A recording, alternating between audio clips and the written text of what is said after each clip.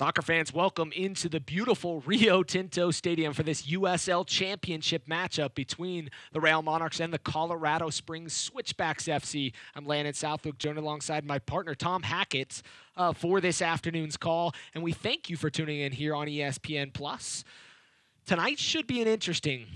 It's hot, Tom. The altitude is not a thing that's really a factor between these two sides coming from Colorado and Utah. Both teams coming off a loss and both looking to see if they can figure out this group stage, especially the Monarchs, who are on the bottom of the tables. Coming off a championship win as well, so it's worth to note, I should say, that the Monarchs have a talent of players that are more than capable, and they've been unlucky as of late, as we look at some of the storylines. This is the first of 4 meetings, Landon. Both teams are going to be very familiar with each other by the time this season is all said and done. And that's one of those things you're going to get with group settings, right? And 2 here in Utah and 2 in Colorado Springs. So, but both are coming off a loss, and Colorado has the Monarchs number. 6-8-2 all-time is the Monarchs record against Colorado Springs.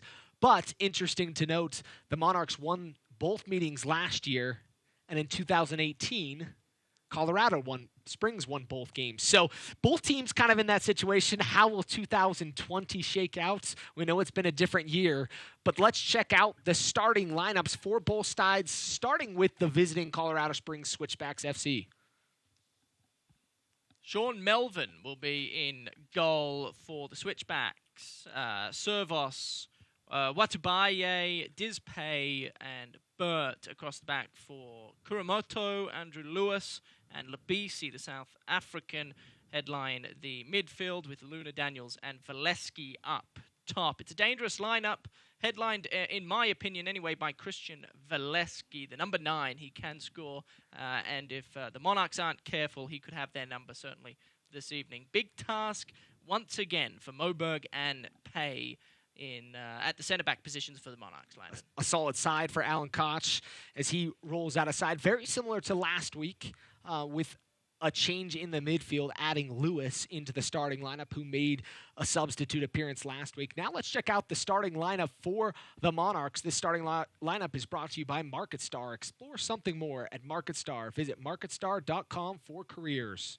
Jimmy Slayton remains in goal. Andrew Brody will play right back. Moberg and Pay, as mentioned earlier, at centre back. Noah Powder is returning from suspension. He'll play left back. What a big addition that is. Farnsworth, Brown, Blake, the captain, Davis, Coffey, and Sierakowski gets his first start for the Monarchs after being moved from Portland Timbers 2. A solid lineup for the Monarchs and Hamas and Alavi, a side that's looking for their first goal here in 2020. We're going to take a first commercial break, and we'll be back with Kick next.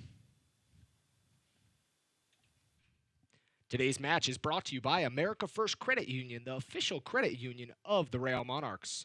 By MarketStar. Explore something more at MarketStar. Visit marketstar.com for careers. By Stewart Healthcare, the official healthcare provider of the Real Monarchs. Visit stewardutah.org.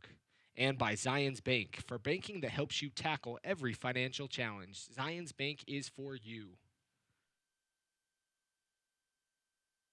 We all have needs, hopes, and dreams. Things to do, places to go, and a life to live. And whatever goals you have, America First is here to help you achieve them.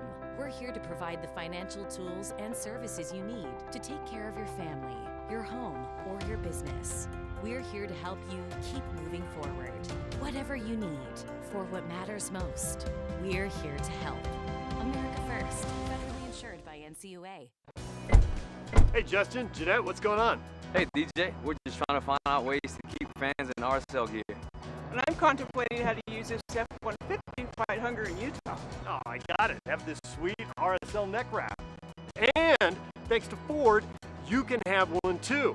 All proceeds are going to go to help the Utah Food Bank feed families in need. We're hoping to raise $50,000.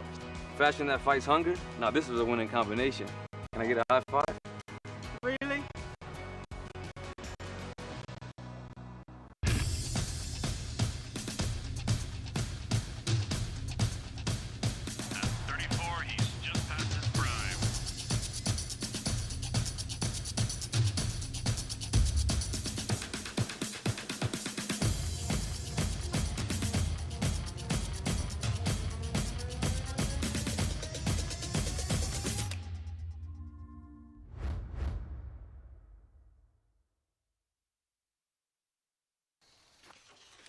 Nice day for a ride. Hey, you're Craig Swap. You know, not everyone sees you when you're on two wheels. So stay alert and always keep your eyes on the path ahead. That's good advice. See you at the top. Nice shorts. You can't always predict what might sneak up and catch you by surprise. If you've been hurt by the carelessness of others, choose the law firm that will go the distance to get you the settlement you deserve.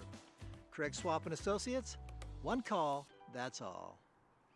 Back here at Rio Tinto Stadium as we get close to kick here momentarily. Players just out on the pitch. Let's check out the players to watch in tonight's game, Tom. And there's a few guys that we need to keep an eye on, and this is one of them. And you talked a little bit about him in the pregame earlier, but he is a guy that is very capable of scoring goals. Anytime you wear the number 9, the expectation is incredibly high. And for Christian Valeski, he's already scored a goal this season. He's a talent both in the air and on the ground. And like I said earlier, look, it's a big task, as it will be for most weeks for the centre-back pairing that Hamilton Olave puts out there. In this case, it's James Moberg and Taylor Pay. They need to have eyes on Valeski at all times. If not, it could well be another loss coming the Monarchs' way at their home field. Kind of their home field, I should say. And a home away from home, I guess Certainly. you should say. Started out here in the first 2 seasons, then moved in that third season to Zions Bank Stadium and have had success at home and have been very consistent at home throughout their career under Hamas and Olave, 16-3-4 at home. Let's check out the player to watch for the Monarchs and a guy that is back from suspension. Noah Powder is his name, number 53. He'll start at the left-back position, but at times he may well look more like a left winger. Much like Andrew Brody did last week on the right-hand side, Noah Powder will attempt to dominate and control every aspect of the left-hand side of the pitch this afternoon. What a talented player. We were having conversations off-air, and we both agreed, Landon, that if Real Salt Lake, the first division team, are going to make a move at any of these Monarchs players, Noah Powder's name is atop that list. Certainly a big addition for Hamilton Olave and the Monarchs. Very talented player, and one to keep an eye on tonight as both teams are out on the pitch. Colorado Springs in their all-white kits with the blue stripes down the front. Monarchs in their blue kits with the yellow trim. Monarchs are going to be moving from south to north here at Rio Tinto Stadium, or right to left across your TV screen. Again, we'd like to thank all those of you tuning in today as we are underway, or maybe underway. False alarm, as we'll reset things. What happened there? Center referee Michael Radchuk did not like what he saw on the kickoff. And we're going to go back to zeros. Now we're going to get going. Bodie Davis, recent homegrown signing for the Monarchs in the commentator's curse, getting him. He signed with Real Salt Lake. Kaysville, Utah native.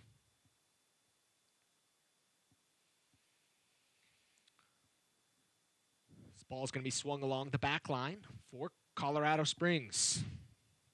Switchbacks are a side that are 1-1-0 on the season so far. Their last game, a loss to New Mexico United in a game that they felt like they should have won. Let's check out the referees for this afternoon's match. Center referee Michael Radchuk, Stephen McGonigal, Karsten Gilwald, and Jordan Downs is our fourth official. Ball played forward. Taylor Pay there to push Daniels off the ball, and the foul's called. And it'll be a free kick coming for the Switchbacks.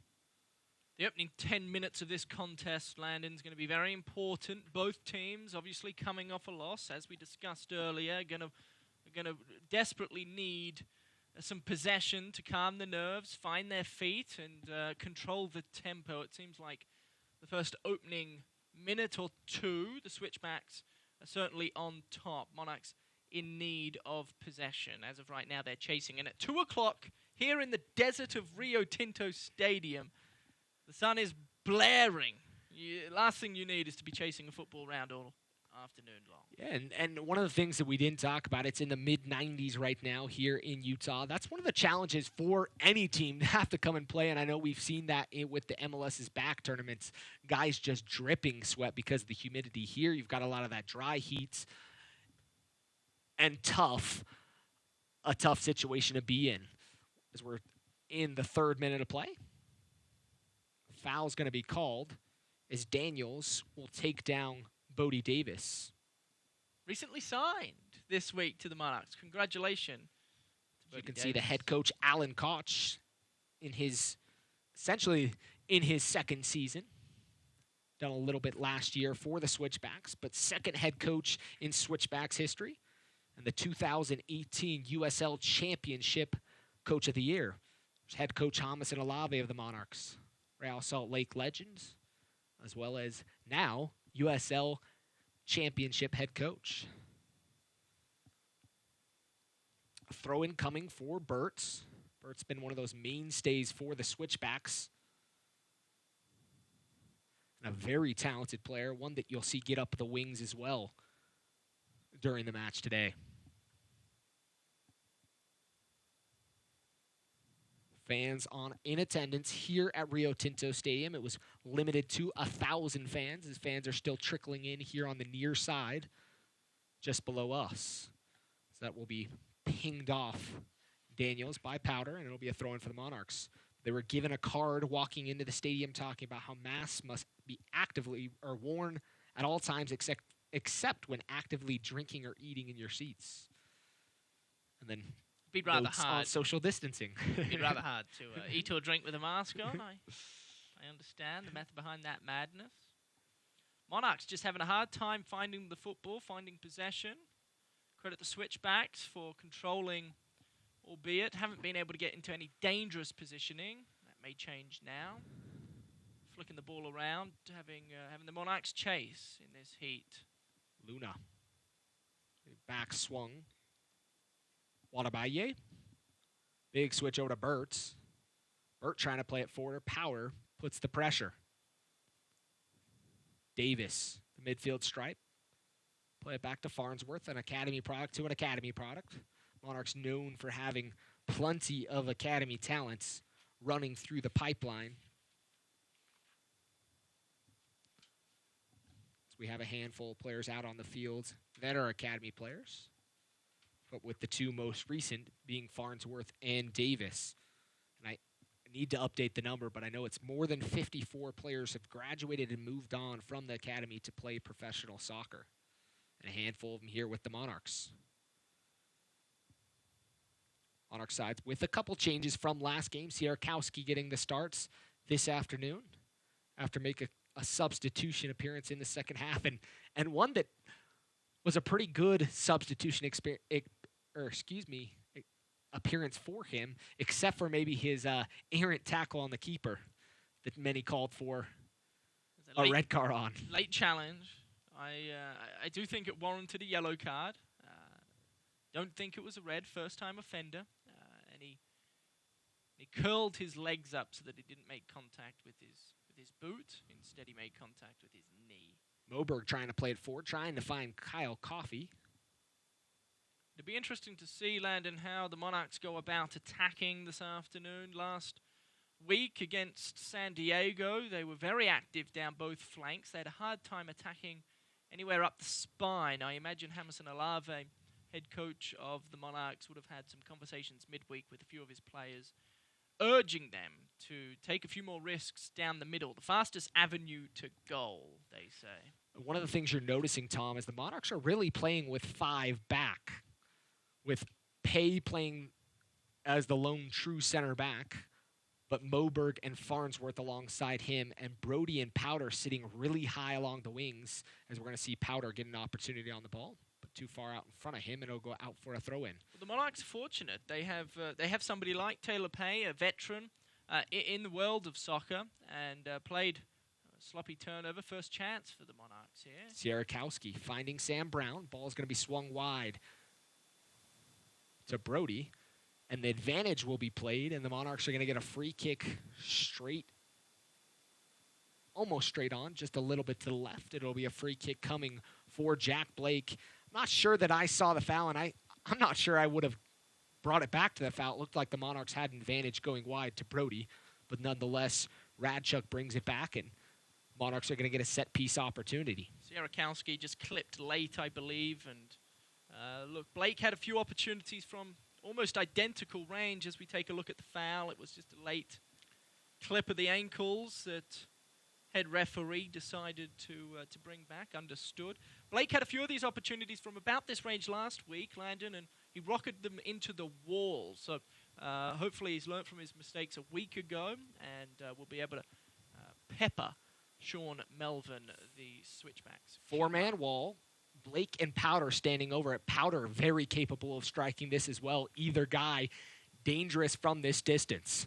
Jack Blake going to take it. He runs up, takes a deflection off the wall, and that one looked like it was on frame, and by the reaction of Jack Blake, I think he thought so as well, but takes a deflection off the wall as the wall was able to do their job, and it'll go out for a corner kick. First of the afternoon for the Monarchs. Much better connection from Blake as we have a look at the replay. Sean Melvin diving to his right, concerned up until it took a deflection. Nice work from the Switchbacks, making contact. Never a fun job in the world of football, sitting in that wall, standing in that wall. Got to keep an eye on Taylor Pay as he has the height. Blake plays it inside the 6, and be knocked out to Davis. Davis plays it wide to Blake. Blake tries to swing it again, first time. And the ball is deflected. Monarchs will reset with Jimmy Slayton, who made his professional debut last week in the 1-0 loss. 4 saves on the season, 1 goal conceded. I thought Slayton offered a fair bit last week. He looked composed, controlled, knew what he was doing, and came up with a couple big saves in the meantime. So obviously disappointing that he conceded the goal, didn't have a clean sheet, but he'll be hoping to make amends this afternoon, I should say. MLS is back, and so is RSL's winning ways. Watch the re-air of the Clareton Cobalt's dominant 7-0 win over Minnesota United Tuesday night at 8 p.m. on KMYU. Brody coming back from his recent loan with FC Pingsgau, Saalfelden in the Austria 3rd Division. Beautiful setting out there in Austria. Have you seen incredible photos? Pitch. Sierakowski, good hold-up play there. Gets it to Blake. Blake trying to ping it across to Brody. Errant pass, and it's going to start a counterattack for Luna and the Switchbacks FC. He'll decide to hold it up as the Monarchs with that 5 back. What we saw throughout the 2020 playoffs is a foul is going to be called on Blake at the midfield stripe.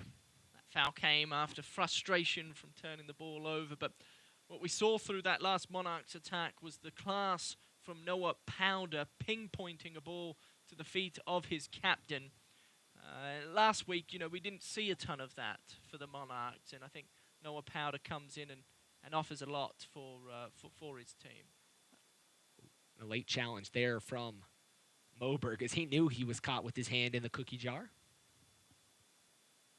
So he slid in late, tried to pull up the landing gear, but was unable to do so. Ball trying to play forward. Coffey found himself in an offside position. Well, Coffey made the run. It was a good run. There was space in behind the back four and the goalkeeper for the Switchbacks. It was just a late ball. Sam Brown in the heart of the midfield for the Monarchs. Couldn't quite pick him up in time, but nice thought nonetheless. And Tom, that's one of those things that Coffey needs to do better in this game. He was really a non-factor last week up top, and he really needs to find him in a position where he's finding service from his teammates. Certainly.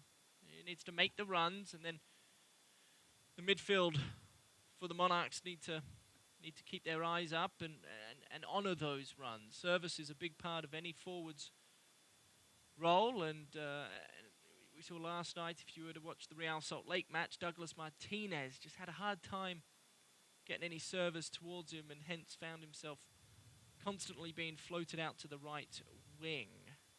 And you're seeing Sierakowski has dropped off a little bit from Coffey, and they're playing it almost, one's playing off the shoulder of the other.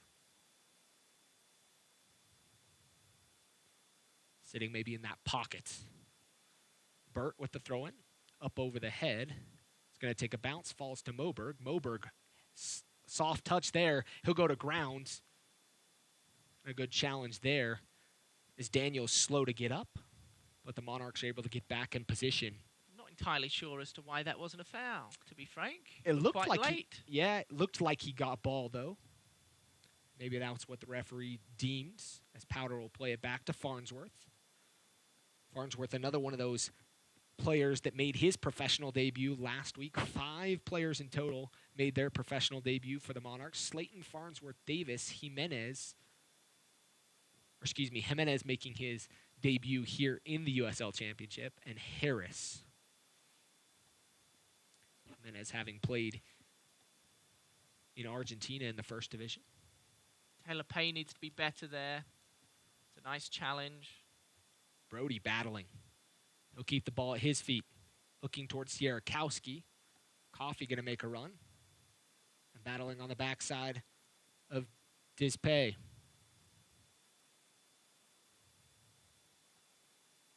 Taylor Pay. Another Salt Lake City native. A veteran at that. He's been around the block a few times, hasn't he? Played for Real Salt Lake. Had a few stints with the Monarchs, and at 28 years of age, he's the glue to that back four for Hamas and Olave. Good passage of play, though, this last couple minutes for the Monarchs. They're starting to get into some dangerous areas, and we'll be hoping to pepper Sean Melvin and that Switchbacks net. Give credit so far to the Switchbacks, as they've done a good job keeping things settled. As Coffey's trying to play off the shoulder and make things dangerous there for the Switchbacks. Good tight ball movement there from Colorado Springs as Pay comes up with the challenge on Daniels. And it's going to be a reset for Switchbacks FC. Have to give a shout out to both supporters groups. I know there's not many of the Monarch supporters group here today, but the Wasatch Legion. You'll see the patch on the Monarch sleeve representing Wasatch Legion. And then the Trailheads supporter group.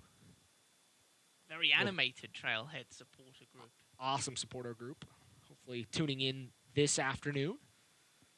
Very passionate, and that's all they can ask for. And I love how they have a name for where they stand in base camp behind South Goal. No, they weren't there last week on Saturday, but their normal location. So if you're tuning in from that supporters group, thank you. And excited to have fans back in the stadiums at some point, more than just a limited number. We certainly appreciate those that are willing to come out and cheer on their selective sides, nonetheless. We're in a unique time. This ball is going to be played back. Melvin is going to rush forward to it. Big ball played up over top. Switchbacks not afraid to play that long ball out of the back line. They've done it and attempted it on a number of occasions. They've had some success, not a ton, although it seems as though that's part of the game plan tonight, to see if they can find those runners off the shoulders of the centre-backs of the Monarchs and find one-on-one opportunities with Jimmy Slayton. Although, look, that ball playing from that centre-back position over the top that's about as difficult to pass as you'll find in the game of soccer. Ball played through. Nice ball in, Lewis, but the flag is up. Monarchs are having a hard time, Landon, pinching space in between the midfield as they attack through the spine. I think it's pretty evident that they're attempting to go more central this game against the Switchbacks in comparison to what we saw last week against San Diego. But execution's been subpar, to say the least, throughout the first 17 minutes of this contest. Look, last week, a lot of the conversation we had was about the 17-week hiatus that the USL and all of their teams experienced due to the novel pandemic, the novel coronavirus. I expect a better game from an execution standpoint, pardon me. As you get him right off, as Farnsworth unable to get the pass out from under his legs. Sometimes that happens. 17th minute of play, still scoreless. NWSL Challenge Cup is headed into its stretch run. Be sure to tune in to the championship match next Sunday on CBS to see who takes home the title. NWSL Challenge Cup. Turnover there by the Monarchs. Counterattack and numbers coming for Switchbacks FC. Servos will be taken down by Brody, and there's some frustration by Brody, I think, a little bit. Servos from Andorra. Speaking of... a beautiful part of the country. Part of the world, excuse me. Ooh, nice cutback there. Ball played in just across the face of goal. And my goodness, did not miss by much. Aiden Daniels. Daniels there. He turned Taylor Pay inside out, and if it weren't for the final finish, went right, cut back on his... Sorry, went left, I should say, cut back onto his right with his right foot again, inside out. Taylor Pay had no idea where he was, and the final finish, the final shot on goal, let him down. I blame a lack of football. 17-week break before last week. If you're Alan Koch, though, Tom, that was promising, Certainly. and that was probably executed to the textbook there, as he was able to turn Pay, and Taylor Pay was like a top just being spun back and forth. Not sure which way the defender was. Certainly. No, they found a dangerous position, one-on-one.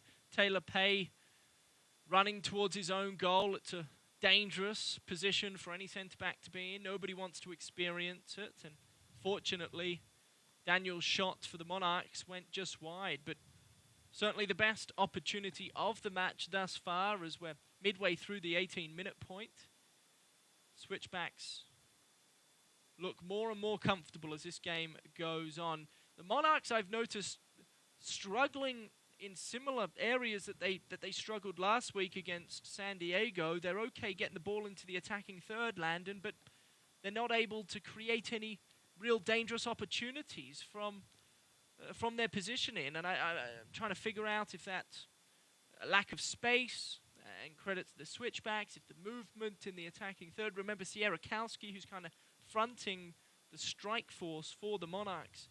He's a pretty brand new player for them. He joined them after being with the Portland Timbers 2 a day before their first match last week, and maybe there's just still some chemistry that needs to be sorted out for the Monarchs as they enter their attacking third. One of the things that you haven't seen really is that creativity, and that's going to rely on a guy like Jack Blake to kind of pull the strings a little bit to see if he can get those diagonal balls that are cutting through multiple lines, and not just these short balls or these deep, just long bombs, but something that's going to cut through the lines of the midfield up into those attacking players. Well, I certainly think, look, they lost Douglas Martinez to Real Salt Lake. He was signed to the first team, and the Monarchs still trying to find... Sierakowski out wide. He's inside the box. Heavy first touch, and it crosses the end line as a big opportunity from there for the Monarchs goes by the wayside, as Coffey was sitting inside the box waiting for the cross to come in. But that's better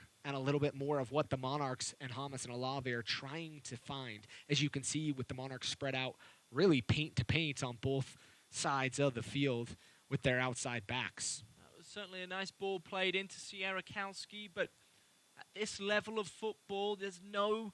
You cannot have a heavy touch like that. You know, you've got to be better. Sierra Kowski will be kicking himself. Hammerson Olave will be kicking Sierra Kowski for him, I'm sure. I mean, just frustration grown. You finally get into a good, dangerous part of the pitch. Coffey was making a good run into the middle of the penalty spot, and it should have been a simple touch. And it wasn't. It was heavy. Monarchs trying to play a ball up over top to Kyle Coffey, the former University of Washington Husky. I will say, Coffey looks dangerous through the first quarter of this contest, as opposed to last week. He's not afraid to make runs in and behind the back line and see if he can operate in the space as Noah Powder. That's the sort of class. Powder trying to get in behind the defense to Sierakowski. Ball just did not have enough pace on it. Maybe the pitch just wasn't quite wet enough. Give Farnsworth credit there, getting himself in a good position to get around George Labisi. Davis. He'll go forward. He's stripped of the ball. He just ran into a brick wall, did Davis there. That's the inexperienced coming on. The Jamaican Lewis took it right off his foot. And, you know, something we have to talk about is a few of these academy guys, this is their first real taste of something where they're not probably oftentimes the best player on the pitch. I know we had a conversation pregame talking about that. Some of these guys are used to being the man on the field, the guy that's doing it all and very capable of beating everybody. And in this game, they're a guy, just another player on the pitch as we see a foul called as Farnsworth fouls Valeski. I thought you saw it there with number 80, Bodie Davis, who took possession, had space. If he had a couple more games under his belt, he certainly would have cut back onto his right, tried to find somebody centrally. Instead, went straight into 3 Switchbacks defenders, into a brick wall, and there was no avenue. However, at the academy level, if he had have done that, there was a good chance he would have beaten 3 players and found himself in on goal. And that's one of those changes that these guys are making. And you know, the USL Championship and the way that it's structured now is really giving guys like him an opportunity, a chance to really go through the ranks. Where in the past, and we could talk about a guy like Nick Beasler, a guy that made it out of college, out of Notre Dame, into the MLS and fell out of the MLS and really, if it weren't for the USL Championship, wouldn't have had an opportunity to revitalize his career. Came, played for the Monarchs, was the captain of the side, and has now just signed his second deal with Real Salt Lake and a new 3-year deal. And those are the type of players that are going to get the true benefit from this league. Nick Beasler, a versatile type, can play in the midfield, can also play at the centre-back position. He offers a fair bit for Freddie Juarez up there at the MLS level, and congratulations to him. Obviously comes from a rich footballing family as the Monarchs make their way. Another nice run by Coffey up the right flank. Ball out wide. Nice tackle there. But it'll be a corner kick, 1 for the Monarchs. As Watabaye tried to get there. Did get there. Beautiful sliding challenge with the outside of his right foot, but unable to keep it from going for the second corner of the afternoon for the Monarchs. This time it's going to be from the far side. Here in the 25th minute of play, Jack Blake still out there. Next to him, Noah Powder. Inside the box, Sierakowski. Short corner taken. Powder's going to run towards the touchline, trying to find Coffey. Takes a deflection, and Jack Blake calling for the handball. Here's where I have a problem with the short corner, Landon. Opportunity here if Davis can swing it in. He picks up his head, looking forward, finds Moberg, drops it off to Coffey. Coffey shot deflected by Kurimoto, but a decent look and something that materialized by a nice chest. Bring it down off the chest of James Moberg, one of those veterans here for the Monarchs. Nice passage of play. I was going to say earlier, I don't understand the short corner when it's 2v2. I understand it when you have the number advantage, but that last corner, Blake played the ball to Powder, and albeit beat the first defender, although that's not going to happen every time. If it's 2v2, much like it is currently, put the ball in. Ball played inside the box. No one at the 6. Moberg was making a late run, just not able to get to that spot in time. He'll come to take the throw-in as he's a long throw. It's the second of 3 corners, Landon, where it's been a nice ball into the area for the Monarchs. The first occasion, the captain, Blake, played a devilish ball into the area, and on that occasion, Noah Powder put his left peg and a bit of curve and dip into it. There was just no one there. You know, that's where you'd like to see the likes of Taylor Pay making these runs from the top of the box with momentum, trying to glance the ball into the back of the onion bag as San Diego Loyal had success. Moberg, long throw inside the box, looking for Taylor Pay, falls inside the area, and Watabaye has to bike it up over goal to make sure that one doesn't fall inside the area. 27th minute of play. Monarchs going to get their 4th corner. If we could replicate that movement inside the box for this upcoming corner, I think the Monarchs will have success in the air. It's just the lack of movement previously has cost them. Ball's going to get played in. Jack Blake looking back. Stick! And Pay was there. Sean Melvin not happy with Taylor Pay. And I don't know that I saw anything from Pay that was out of normal. Pay looked like he got to the spot before Melvin. Well, I think Pay rather got his scon to the ball. As we'll get a replay look at this. Pay got there and got punched. Oh, but the falling over, maybe he felt like a little disrespect there. We get a little scuffle, but we'll get things figured out.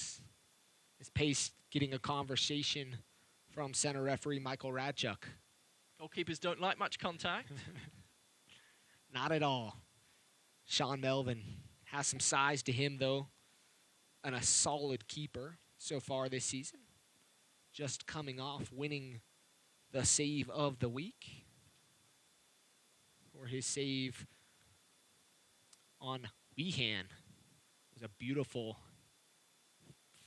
hand he was able to stick out and deflect the ball as Moberg's tracking back. Moberg's going to get there first in front of Luna, and a ball will go out. Be a throw-in coming for Switchbacks FC. Switchbacks having some success on that counter-attack, Landon. Monarchs are having a hard time tracking players, making runs down both flanks, and it seems to be the strategy for the Switchbacks at the minute. Ball wide. Played inside the box. No one home. It's going to bounce across the end line for a goal kick. Don't miss a minute of the action in 2020. Sign up today and get alerts all year long by following your club on ESPN.com. Search for the Real Monarchs or the Colorado Springs Switchbacks FC and click the follow button to keep up with the latest news and scores. Plus, get reminders on the Monarchs and Switchbacks FC next matches. Go to ESPN.com and click follow for your club.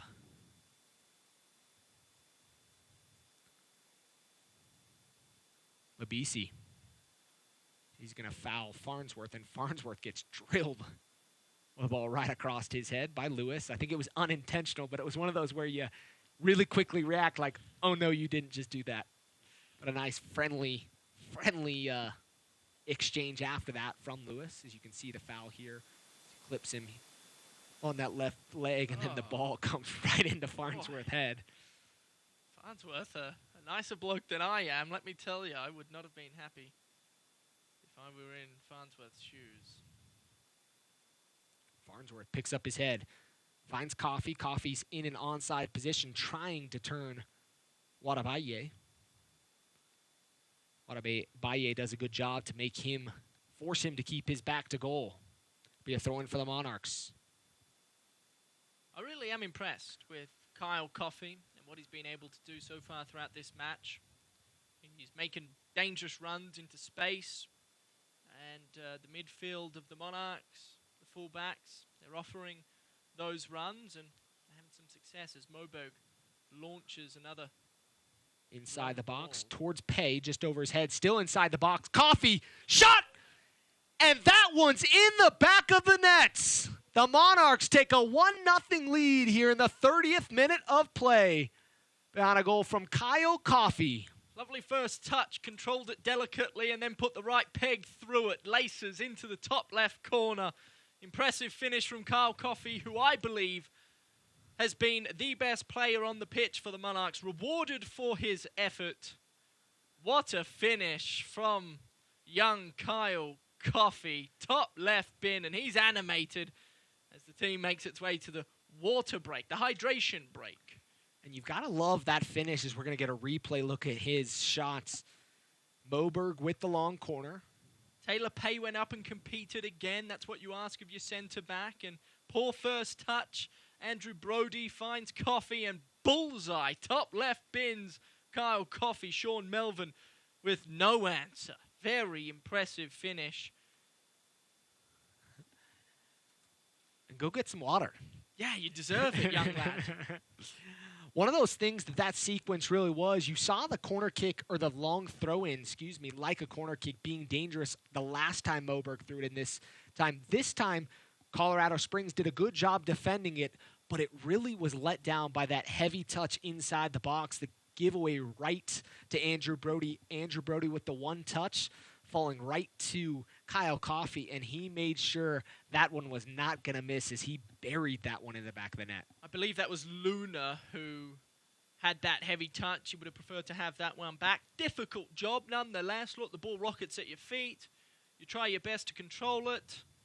It just so happens to fall to Andrew Brody, but that's what started it to me. The long throw in, Taylor Pay. He's not going to win every ball in the air, but you just want him to compete. Start some pinball in there, and it happened to fall to Brody, who found Coffey, and again, the finish, an exquisite finish from Kyle Coffey, who's rewarded for his efforts throughout the first 30-odd minutes, 33-odd minutes of this game.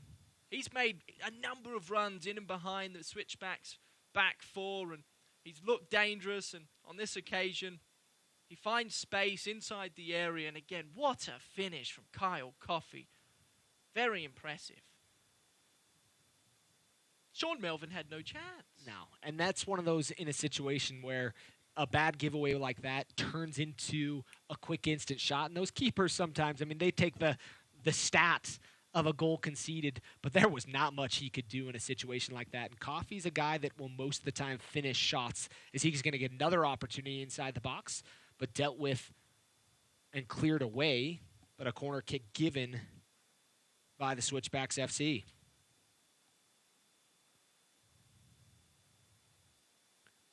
Monarchs are going to get their 5th corner kick of the afternoon. Colorado Springs without a shot and without a corner kick so far. Well, they had the one shots. I stand corrected. A Aiden beautiful Daniels. effort there, Aiden Daniels, yes, to turn him. 34th minute of play. Corner kick coming this time from Noah Powder. Conversation at the top of the box is Pay and Burtz are going to get a warning. Taylor Pay, pardon me, is the big threat here for the Monarchs. He's big centre back. I like the size of 54 Sam Brown, and Sierra Kowski can throw some weight around as well. It seems like Sierra Kowski trying to block Pay's man. Another good ball. Ball inside the box, headed away by the Switchbacks, and nobody a throw in for the Monarchs. And another long throw-in coming from James Moberg. And these essentially have added corner kick number 6, 7, and 8 from this position. Moberg will throw it in. Monarchs still have some of their tall trees inside the box. This one goes just near the PK spot, headed up, and Melvin will collect.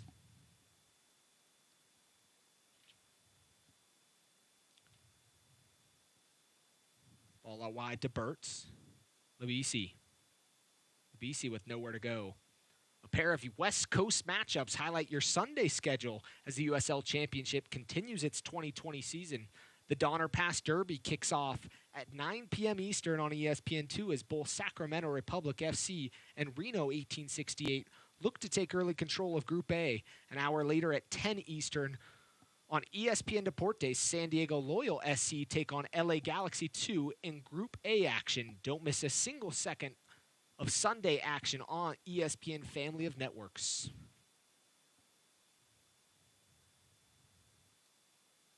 We spoke about the player to watch for the Switchbacks, Landon, Christian Valeski, number 9. I just feel as though if they're going to score a goal in this contest, he's going to have a part to play in it. He's had a hard time finding the football up until this point, and the Switchbacks, they need to get Valeski.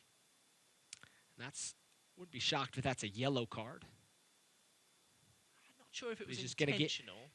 It was one of those, though, that a big opportunity, and I believe sometimes that's the case. Certainly. Giving a great opportunity is he's going to get a stern talking to. I'm sure this is going to be the last warning. But if Burt gets that ball, Burt is up that flank and in a very good position to provide service as he gets his final warning. Luscious locks of 82 Farnsworth. It must be nice to have a set of hair on you like that, Landon. Very jealous. Monarchs going to put their line of confrontation upon the 18. Davis going to be the one-man wall. Labisi will stand over it. South Africa native. Switchbacks FC with almost everybody up on that line of confrontation. Ball does not beat the first defender. Headed away by Sam Brown. Labisi will be disappointed with that delivery as he can have a second crack here. Ball comes back inside the box. Again, made the same mistake. got to find a way to get that ball towards the back post. Monarchs defending the front post well. There was never going to be a chance. 2 mistakes in a row from Labisi on that right flank, trying to whip a ball in on his preferred left. Would have loved to have them back if he could. And if you're Alan Koch, something you want to see is better service here as we get late in this first half and moving into the second half. And I'm sure that's one of the conversations they'll have at that halftime break is that service, because Valeski really has had none today.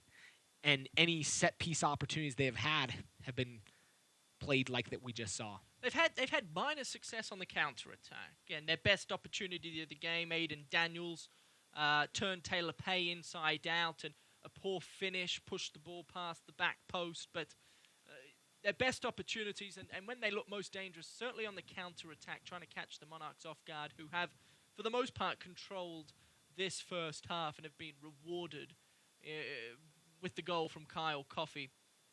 Beautiful finish from Coffey, put the ball into the top left corner. He's going to be dreaming about that. Have a cup of coffee. You've been thinking about that line, haven't you? Have you used that before? Have some sugar and cream?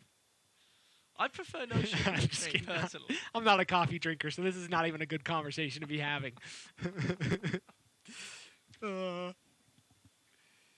Someone has to say it, right? Someone had to say it, and it was always going to be you. I know. It's part of your job.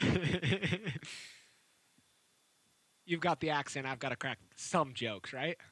You are a father. The dad jokes will appear at some point. Powder, nice bending ball inside the box. Brody was open at the back of the 18 on the far side, but ball was cut out before it got to him by Ciervos. We've seen on a few occasions the build-up to that Noah Powder cross, which was devilish. Moberg, the class of the centre-back, playing the ball to Noah Powder across the pitch, works in favour of the Monarchs.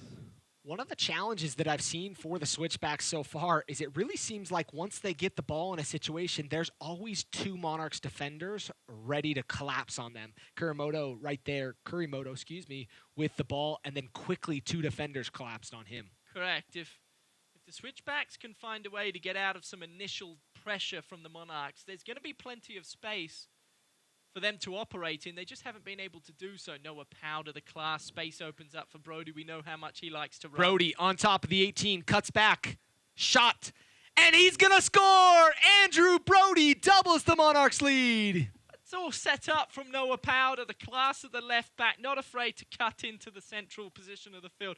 Beats one Switchbacks midfield. All of a sudden, the paddocks opened for Andrew Brody, I should say. And as mentioned during the call, we know how much number 45 likes to run. Pretty simple cut back onto his non-preferred left peg, and bottom left-hand corner she goes. 2-0 the Monarchs. Granted, they've been the better team in this first half. 2-0 the better. The Switchbacks in desperate need now, Landon. They need some answers. Where are they going to find it from? Because as of right now, the Monarchs are on top. Easy cut back on his left. Look, it's far too easy. And you know, one of the things that Andrew Brody, he just seems to be riding with that confidence. Went on loan to FC Pingsgau Saalfelden in Austria in the 3rd division, a team that's fan-owned. And if you haven't checked them out, go check out that club. But the interesting thing is he just has that confidence. It just feels like it hasn't left him. He just is playing with that style, with that swagger that you would hope a guy would have coming back from loan. Paulo Ruiz, that's a harsh challenge from Noah Powder, asserting authority. Not entirely sure what he's so frustrated about. Paulo Ruiz got the start for Real Salt Lake. He was also on that FC Pingsgau team in Austria with Andrew Brody, and I thought Paulo Ruiz last night was very impressive. Andrew Brody, Paulo Ruiz, Josh Hurd, another member. Who's waiting on his visa to be able to join this Monarch side. Certainly the confidence, which is all anyone wants to see on loan when they return. And it seems like Andrew Brody, Paulo Ruiz, hopefully Josh Hurd when he makes his appearance. Look, the confidence is flowing from the players that went on loan to Austria, which is nothing but promising for Elliot Ford, the general manager. And Dan Egner. Egner. Technical director. Hamilton Alave, Freddie Juarez. The whole crew, huh? They all have some part to play. Be a throw-in coming for the Switchbacks.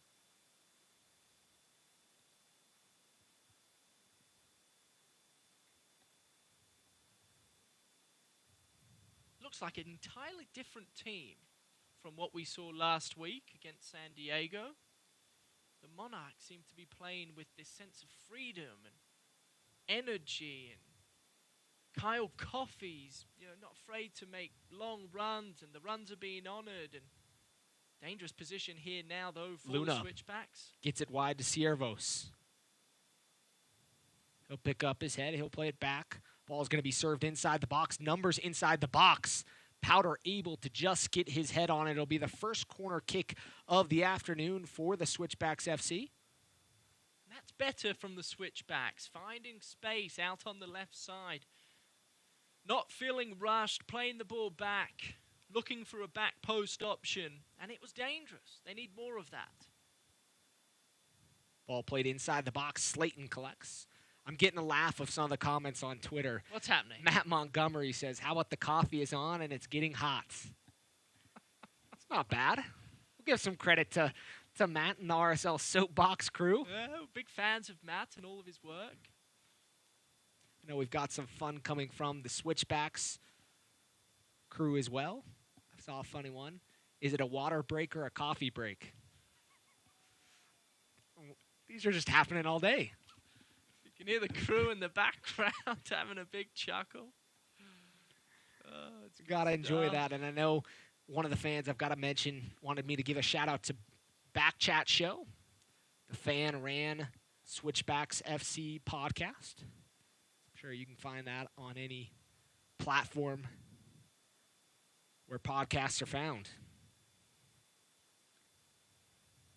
Monarchs with the 2-0 lead so far. Big switch going to Jack Blake. Ball. Inside to Sierakowski. Good challenge from Wadabaye. Strong challenge from Wadabaye. What a ball from Farnsworth, though. The young lad, the academy product, who's looked a little sloppy at times, puts his left foot into it and finds his captain on the far wing. The USL's elite pre-professional platform, USL Academy, allows clubs across the USL to build a pathway to pro soccer by bringing together top local youth talent following the success of the first Academy Cup events. Clubs can now apply to participate in the USL Academy Cup, kicking off in spring of 2021. For more information, visit USL-Academy.com or search hashtag USL Academy on social media. Got other Kyle Coffey jokes. I mean, let's just hear him at this point. Syracuse, Utah native. Spent time at the University of Washington. That's your stomping ground up there, Yeah. Syracuse, isn't it? That's right down the street. Also, the interesting known fact, he has a TIE fighter tattooed on his arm. As Blake's going to get an opportunity, but just too far out in front of him. Brody's going to be kicking himself as he was not able to take the pace off that ball as Blake found himself in a good position. That was a dangerous attack from the Monarchs. Another one, Blake running. Sierakowski next to Blake, and on the back post was Kyle Coffey. If the ball was played with better touch than what it was from Andrew Brody, you'd imagine it could potentially be 3-0 at this point. Valeski had Taylor Pay on his back all night, and he really just seems uncomfortable, is maybe the best way to put it. That's what you'd expect from your center back as the ball takes a deflection off our referee. In defense of referee Michael Radchuk, those long octopus tentacle-like legs can get in the way occasionally.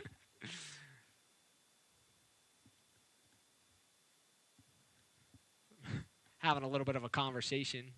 Labisi's, it's going to be a drop ball, I think. Trying to figure it out. Monarchs are frustrated. Labisi trying to figure out what's going on. Radchuk's going to drop it right to Labisi. Not sure that's how a drop ball works, but play on. Play on. Blake gets a touch. Nice job to keep possession. Brody dancing around, and he's, again, just feeling it with that confidence. He's taken out, but no foul called. Burt. Good call. There was no contact there. Noah Powder's going to be open here on the left, and he finds the football. Numbers 3-on-3 here, Landon. Monarchs going forward. Noah Powder Plays it wide to Jack Blake. Blake picks up his head, looking back post to Coffey. Coffey headed to Powder, and a wonderful opportunity. The combination play there by the Monarchs. And this is what made them champions in 2019, but unable to get that one in the back of the net. That's really impressive from the Real Monarchs. Perfectly weighted ball from their captain, Blake, to Kyle Coffey, who's been a menace all afternoon. Knowing Noah Powder, who started the build-up, was alone on the penalty area, and if Noah Powder had it again, I guarantee you he would have taken a touch. Don't think he quite realized how much space he had to operate in. Here come the switchbacks, though. Opportunity still inside the area, takes a deflection, and in the back of the net. Wow. Colorado Springs pull one back here late in stoppage time. Just what the doctor ordered if you're Alan Koch and the switchbacks. Everything has been going the Monarchs' way. It could have well been 3-0. The ball goes down the other side of the pitch, and a scrappy affair happens. Luna with a good shot there, takes a deflection. Ciervos is going to get credit for the goal as he was able to put it back in, as Slayton's going to be frustrated that he wasn't able to corral that a little bit better in front of him. And it's 2-1 here late in first half stoppage. Stoppage time brought to you by America First Credit Union, the official credit union of the Real Monarchs. And that's just what the switchbacks needed, Landon. A bit of luck, and all of a sudden you find yourself back in the contest when it felt and looked like you were a long way from being in the game. Bit of scrappy play. Jimmy Slayton, the young fella, got a nice left palm as the whistle's blown. Halftime whistle is blown. And Colorado Switchbacks FC pull one back late to now make it 2-1 heading to the locker room. Monarchs score in the 30th and 40th minutes. Switchbacks in the 45th plus. And this one's going to be an interesting one. We're going to take a break, and we'll be back with highlights and commentary of the first half next. Today's halftime show is presented by America First Credit Union. If you need access to all-star financial products and services, America First is here to help. By MarketStar. Explore something more at MarketStar. Visit marketstar.com for careers. By Ford, America's best-selling brand.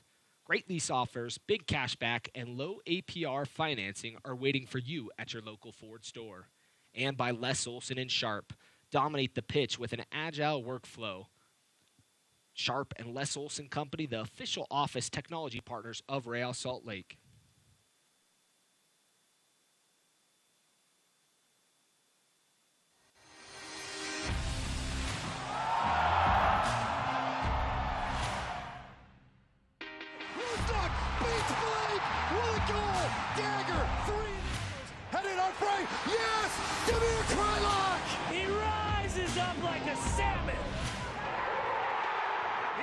He's on the ball, dancing through, and scoring! Sam Johnson, a beautiful goal! I swear to fulfill, to the best of my ability, this covenant. Every doctor takes an oath, but not every doctor gets to practice it to its fullest. I will apply for the benefit of the sick all measures required of me. There's a new healthcare system built around the way you live and the way our profession has sworn it to be. And may I long experience the joy of healing those who seek my help. May I be a steward of the new healthcare.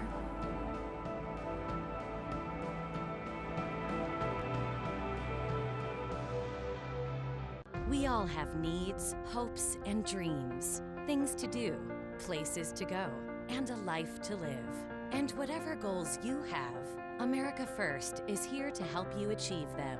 We're here to provide the financial tools and services you need to take care of your family, your home, or your business.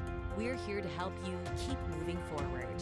Whatever you need for what matters most, we're here to help. America First, federally insured by NCUA. Hey Justin, Jeanette, what's going on? Hey DJ, we're just trying to find out ways to keep fans in RSL gear. And I'm contemplating how to use this F-150 to fight hunger in Utah. Oh, I got it. Have this sweet RSL neck wrap. And thanks to Ford, you can have one too. All proceeds are going to go to help the Utah Food Bank feed families in need. We're hoping to raise $50,000. Fashion that fights hunger? Now this is a winning combination. Can I get a high five? Really? $18,000 can fill a pool of sweet lime jello, buy your personal doggy copter, or maybe get that sweet pair of diamond-encrusted jeans you've always needed. Nobody puts diamondless denim on these crocodiles. You'll have to excuse Chuck. He's a little full of himself since we bought and sold our home using Homey. I saved enough money using Homey to move this family thrice. That means 3 times. If you need to buy a new home, or you want to get the most out of selling your current home, check out Homey today. Here, in places less known, between Utah's mighty 5 national parks, there are moments that surprise you. Between generations and between friends. Somewhere between what you expected and what you never imagined. Start planning at visitutah.com. Atlas Disposal is dedicated to preserving the spaces we share. We also understand the importance of sustaining our resources. We're proud to bring our operations to Utah with technologies like zero-emission vehicles and a new recycling system coming to Rio Tinto Stadium starting in 2020. Together, we can keep Utah beautiful and sustainable for generations to come.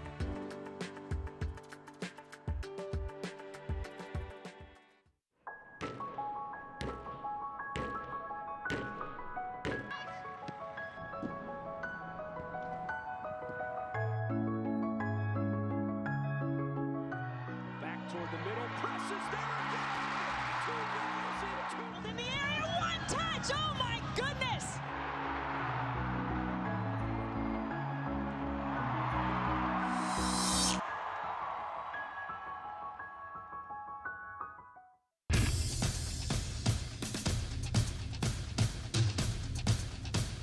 At 34, he's just past his prime.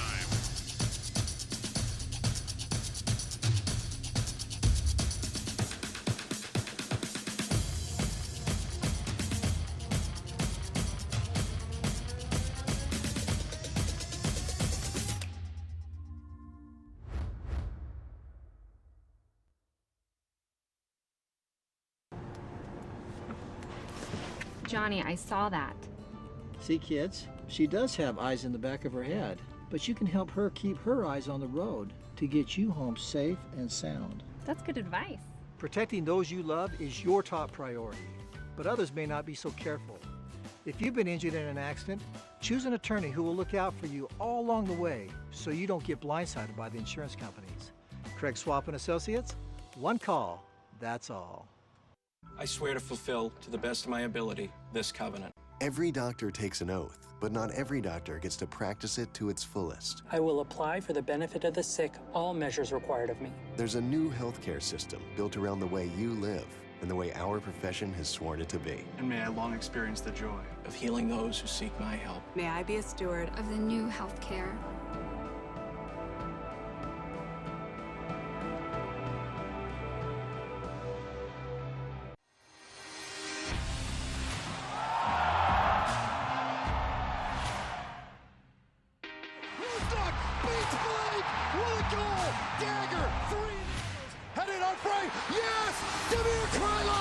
He rises up like a salmon. He's back up, he's on the ball, dancing through and scoring! Sam Johnson, a beautiful goal! $18,000 can fill a pool of sweet lime jello, buy your personal doggy copter, or maybe get that sweet pair of diamond-encrusted jeans you've always needed. Nobody puts diamondless denim on these crocodiles. You'll have to excuse Chuck. He's a little full of himself since we bought and sold our home using Homey. I saved enough money using Homey to move this family thrice. That means 3 times. If you need to buy a new home, or you want to get the most out of selling your current home, check out Homey today.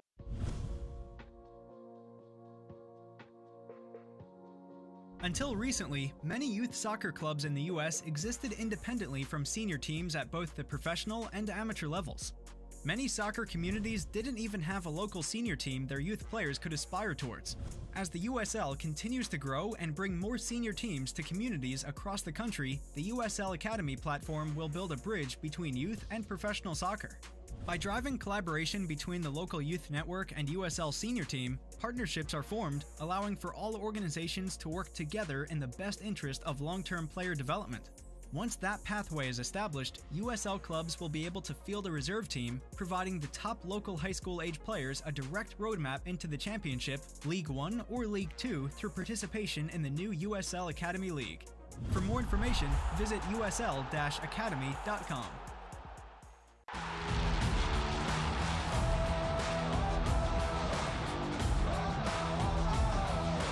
The USL is proud to bring professional soccer back into our communities and across the ESPN family of networks. Follow your local club and don't miss these exciting matches coming up on ESPN2 or ESPN Deportes.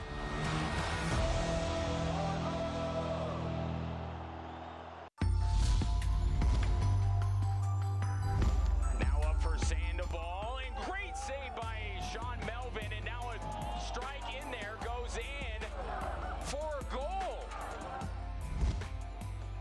Here's Jackson Conway, first chance, and buried for Atlanta. Sante going for goal, what a strike! Catching Romero off his line.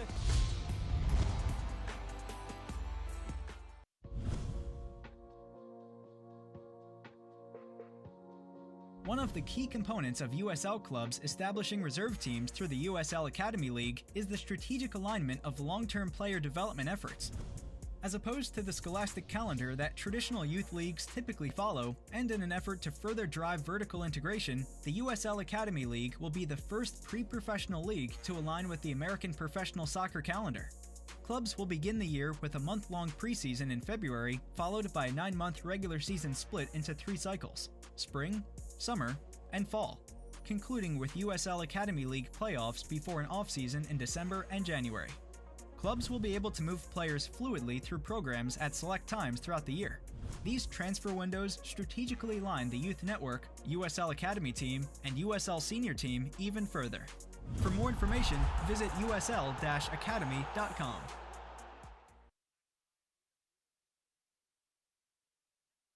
Of the Real Monarchs, home of Real Salt Lake.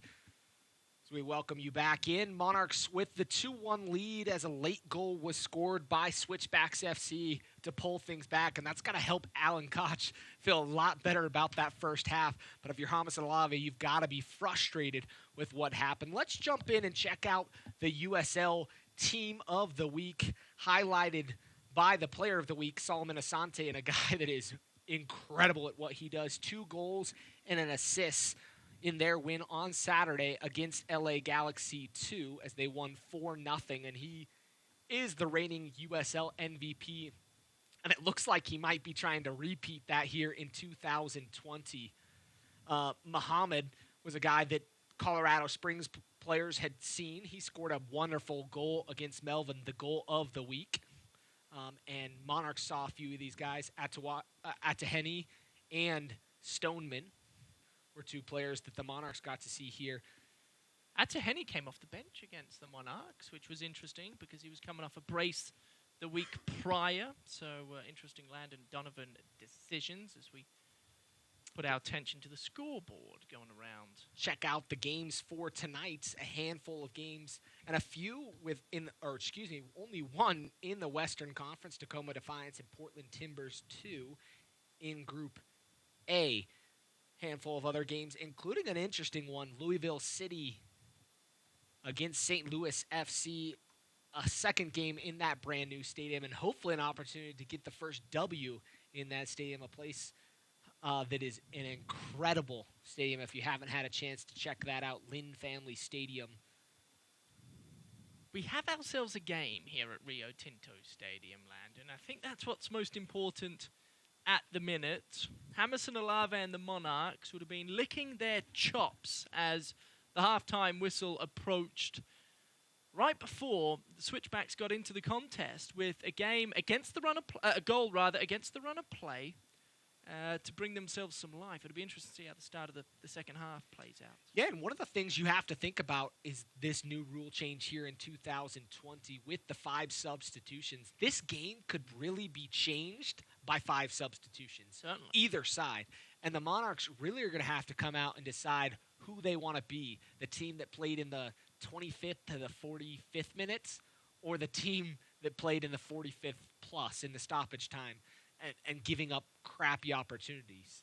Yeah, the Switchbacks got off to a good start in that first half, controlled the game, flicked the ball back and forth the pitch, had the Monarchs chasing, and then the Monarchs got on top, found a way to move the ball forward. It all started with Kyle Coffey and the movement up front for the Monarchs. He was making runs. The runs were being honoured, and opportunities arose because of it. He was rewarded with the opening goal of the contest after Andrew Brody found Kyle Coffey in some space.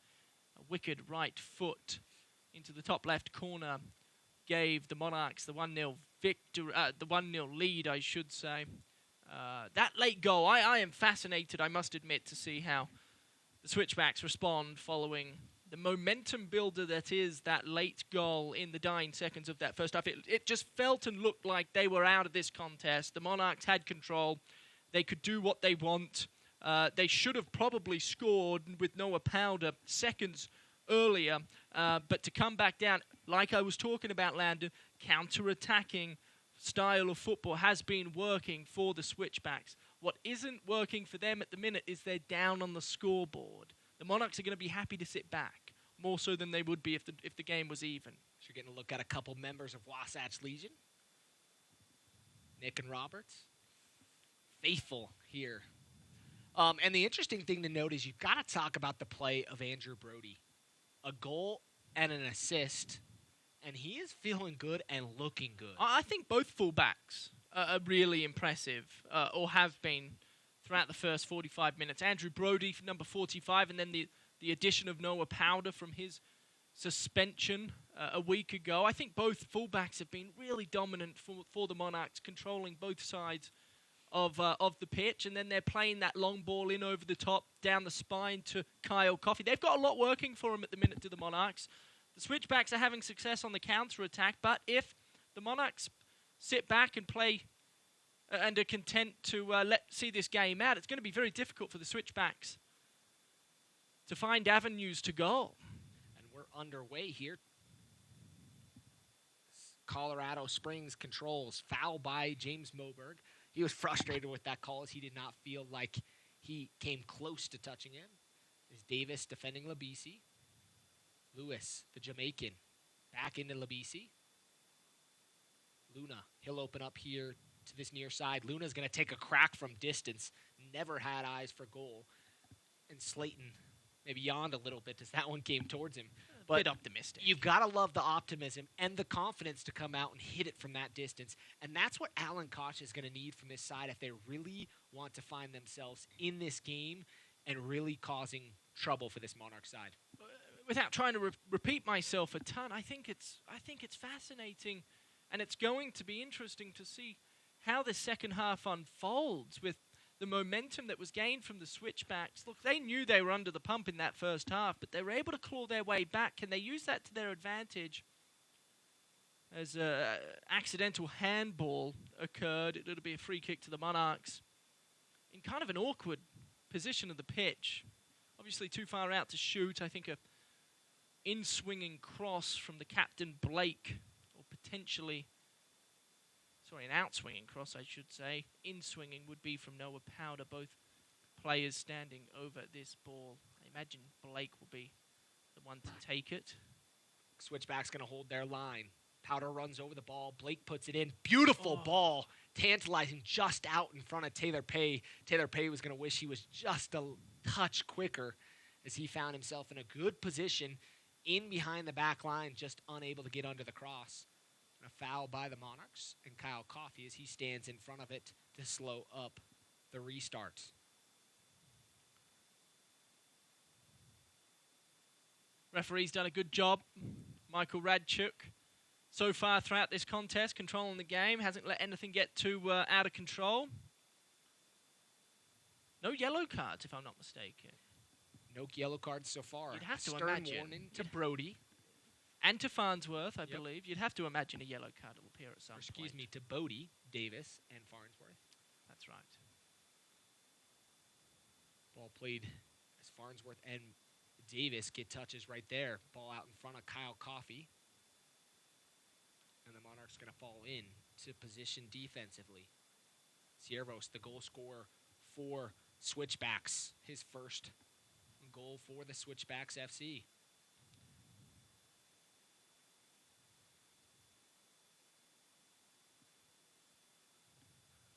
You always know where Bodie and Davis are, don't you, by that head of hair they got going on. Or Farnsworth. Farnsworth is what I and Davis. meant to say. Yeah. I think that's the second time I've brought this up this broadcast. Can you tell I'm jealous?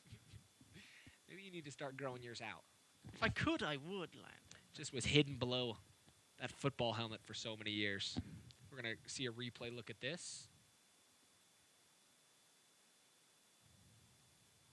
Two hands on the hip. Not much there.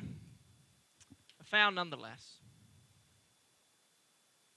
Yeah, missed it, but it looked like he was possibly shown yellow. I'll wait for confirmation on that one. Well, we were just talking, if I could spit it out, about Farnsworth having a stern talking to by referee midway through that first half. And Coffey slows things up, gets fouled from behind as Lewis was riding his back like a horse.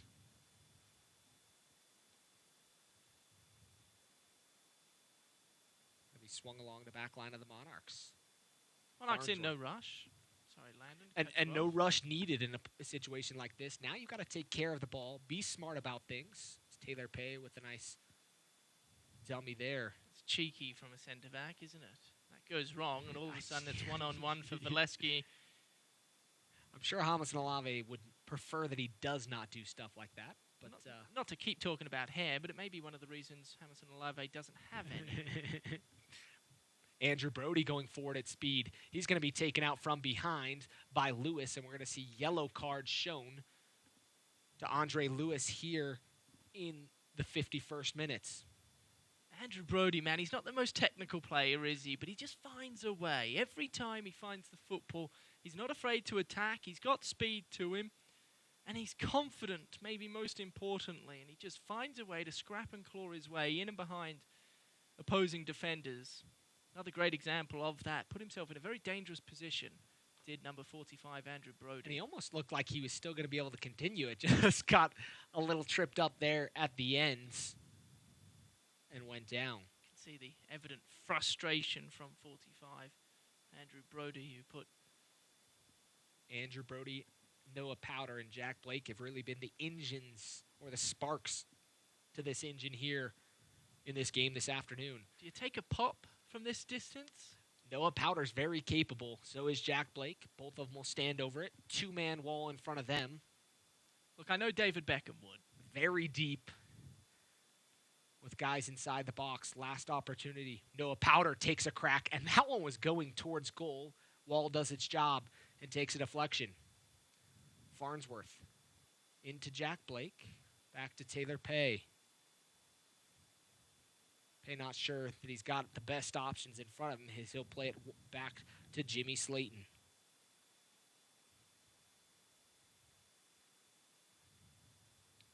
Slayton, big ball forward. Going to try to find Noah Powder. Powder rises high. Plays it towards Coffey. Out wide to Sierakowski. Sierakowski, I think, was a little frustrated. Tried to kick that ball forward. Goes off his shin and out of play. Both teams have a couple players warming up. Monarchs have their whole bench up warming up. Some very capable players, as we'll run through that list here in a little bit. Colorado Springs with their bench, or with two players from their bench up going. Ball forward, up over top. Sierakowski is going to be on the run as Melvin's going to come out and clear it. Not able to get it completely out of play. Takes a nice fall for the Switchbacks. Ball through, in. Farnsworth there, shot straight at Jimmy Slayton.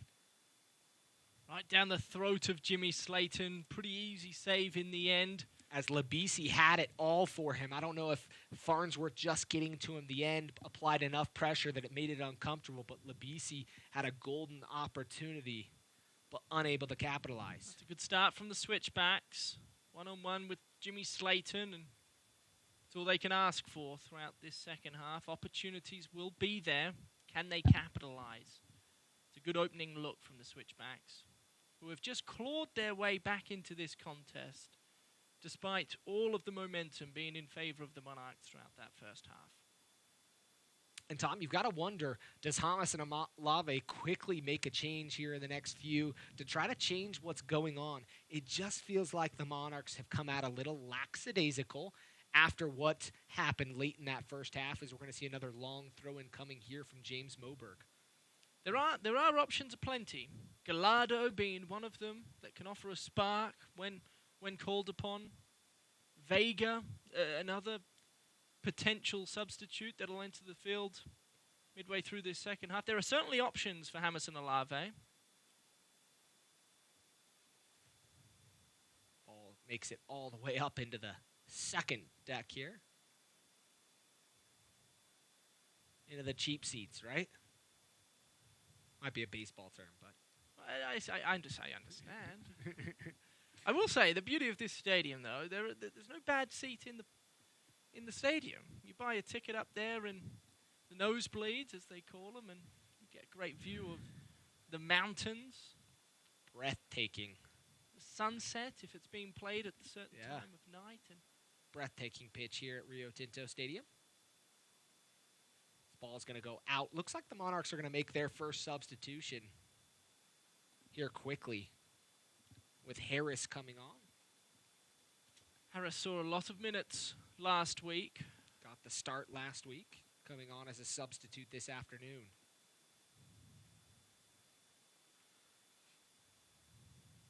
Dayon Harris, University of Connecticut product. 20th overall pick in the 2020 MLS Super Draft. The Canadian Sierakowski picks up his head, trying to find options. Nice little cut back there. Finds Davis out wide to Coffey. No one's really in the box for Coffey. Coffey, I think, recognizes that. Pulls, finds opportunity towards Blake, and Blake hits it. Comes, I believe, off his hands. There's a bobbled pass from Coffey to Blake. Just had a bit too much on it. Blake had a hard time wrapping his left foot around that.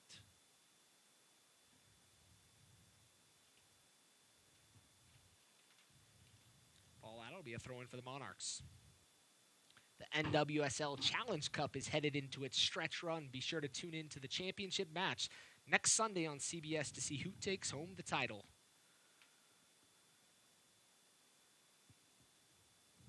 Both teams having a hard time finding their point strikers. Christian Valeski, number 9 for the Switchbacks, and Ryan Sierakowski.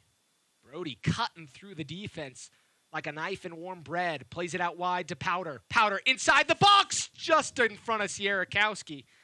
And that one's going to go out for a goal kick. A good opportunity there for the Monarchs. Just not in position to put that one in the back of the nets, as we're going to check out a replay on that one. Andrew Brody again cutting into the center of the park. Noah Powder with space on the left side. His preferred left foot, one-time cross across the face, and Sierakowski just a step behind where he would like to be. Otherwise, that would have been a tap-in goal. And the first goal for Sierakowski in the Monarchs colors. That's still to be waited on, and he'll be itching his way to his first opportunity to celebrate here at Rio Tinto Stadium. It seems like, Landon, there's going to be a couple moves made, 2 on behalf of the Switchbacks, and as you mentioned, Harris will appear for the Monarchs. We'll try to get you those. Harris is going to come on as Sierakowski's afternoon will be done. Sierakowski, as I was talking about, was just having a hard time getting himself in position to be that dangerous striker that I'm sure Hamilton Olave would have loved him to be. Dayon Harris comes in for Sierrakowski. Valeski's afternoon's going to be done. Is Austin D-Wing.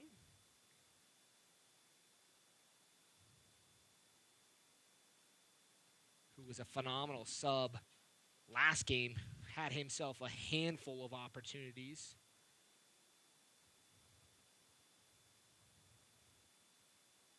Kyle Coffey now is going to be asked to be more of a threat in the air. Harris, not the tallest of type. Sierrakowski, a far more broader build.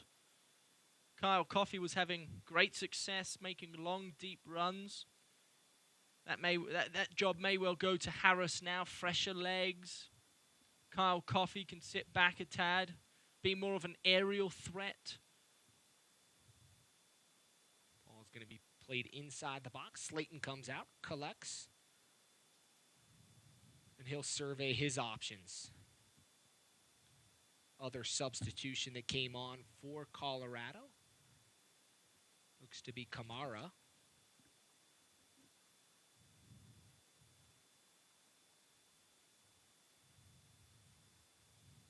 We'll double check that for you here in a second.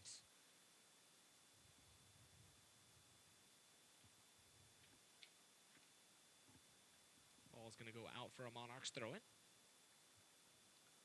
Both teams with some substitutions so far, and that's one of the benefits, having the ability to make 5 substitutions. When you can do that, making a substitution in the 60th minute is not that dangerous. As Kyle Coffey's fouled from behind and he goes down. He's on the pitch, still in a little bit of pain. That's Watabaye coming in aggressively. Got caught napping, did Watabaye, the centre-back for the Switchbacks. Coffey made a intelligent run from the long throw of Moberg. Found himself in some distress, and that's a sloppy challenge from Watabaye, clipping the heels of Kyle Coffey, who felt that as he clutches his right ankle. Free kick coming for the Monarchs. Another player that went off was Valeski. So Valeski and Luna off. D-Wing and Kamara on. Ball played inside the box. Flicked in! Taylor Pay with the goal, and a beautiful, beautiful set piece by the Monarchs, as that one was done textbook-like. And right off the head into the corner of the net, and the Monarchs take a 3-1 lead. We talked about this in the first half, Landon. There were a couple corner opportunities, nice balls that were played into the front post, but nobody was making the run. Taylor Pay's the big target for the Monarchs in the air for set pieces, and he was on display there, just delicately flicking the ball with the top of his scone into the far post. Nothing Sean Melvin could do. What a delicate finish that was. Great ball. Front post run. Just enough to flick it off the top of the dome and in. Melvin could not do anything there. The Monarchs take a 3-1 lead and now find themselves in a good situation. But they often say a lead like this is very, very dangerous. Most dangerous lead in football, up 2 goals, is it not? That's what they say. Someone says, at least. We'll see what it does for Switchbacks FC. Alan Koch still with a couple substitutions, 3 substitutions to go.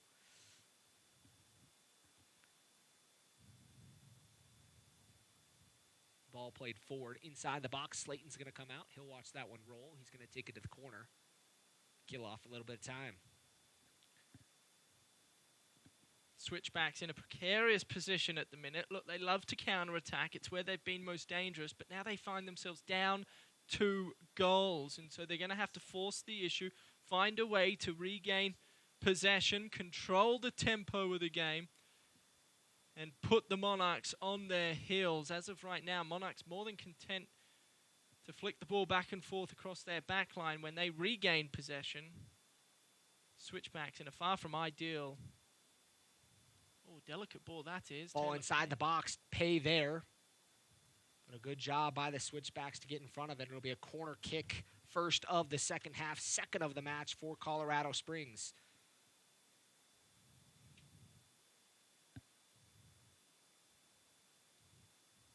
I do apologize if I said Powder scored. Powder was the one that delivered the ball, Landon. It was Pay that flicked it on the near post to give the Beautiful Monarchs. assist by Noah Powder. Corner kick coming. A lot of players inside the box. Traffic in front. Ball flicked.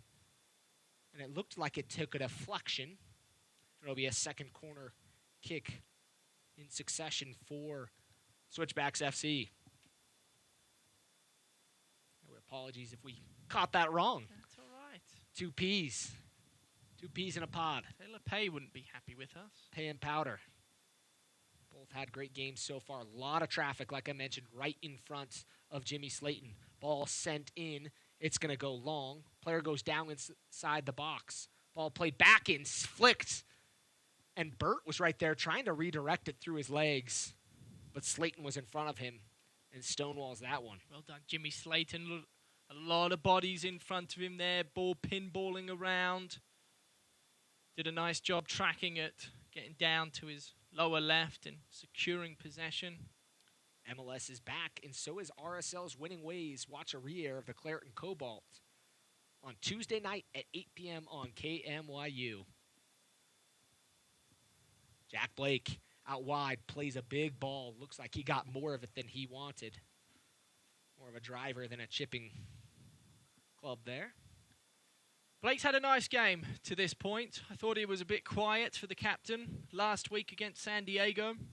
He's found a way to assert himself into the contest against the Switchbacks this afternoon, and he's been dangerous in the center of the park, organizing traffic, creating space in front of him and behind him for his fellow teammates to work. Whoa. The fresh legs of Harris was nearly able to close that Sean Melvin clearance down. Pay comes up, gets the touch, takes it away from Burt. Burt kind of frustrated. Brody will go forward. Brody's been having his way, being able to cut in from this right side. Farnsworth, big ball there, sees Jack Blake, going to play it towards him. And just too much on that one, but the right idea. 66th minute of play, Monarchs lead 3-1 here at Rio Tinto Stadium. An mid-afternoon game here in Sandy, Utah, the base of the Wasatch Mountains. All 3 teams in the Monarchs organization played this weekend. Harris, he'll get a run forward. Harris, just outside the box, plays it inside towards the 6 and cleared away by Colorado. Spring Switchbacks FC.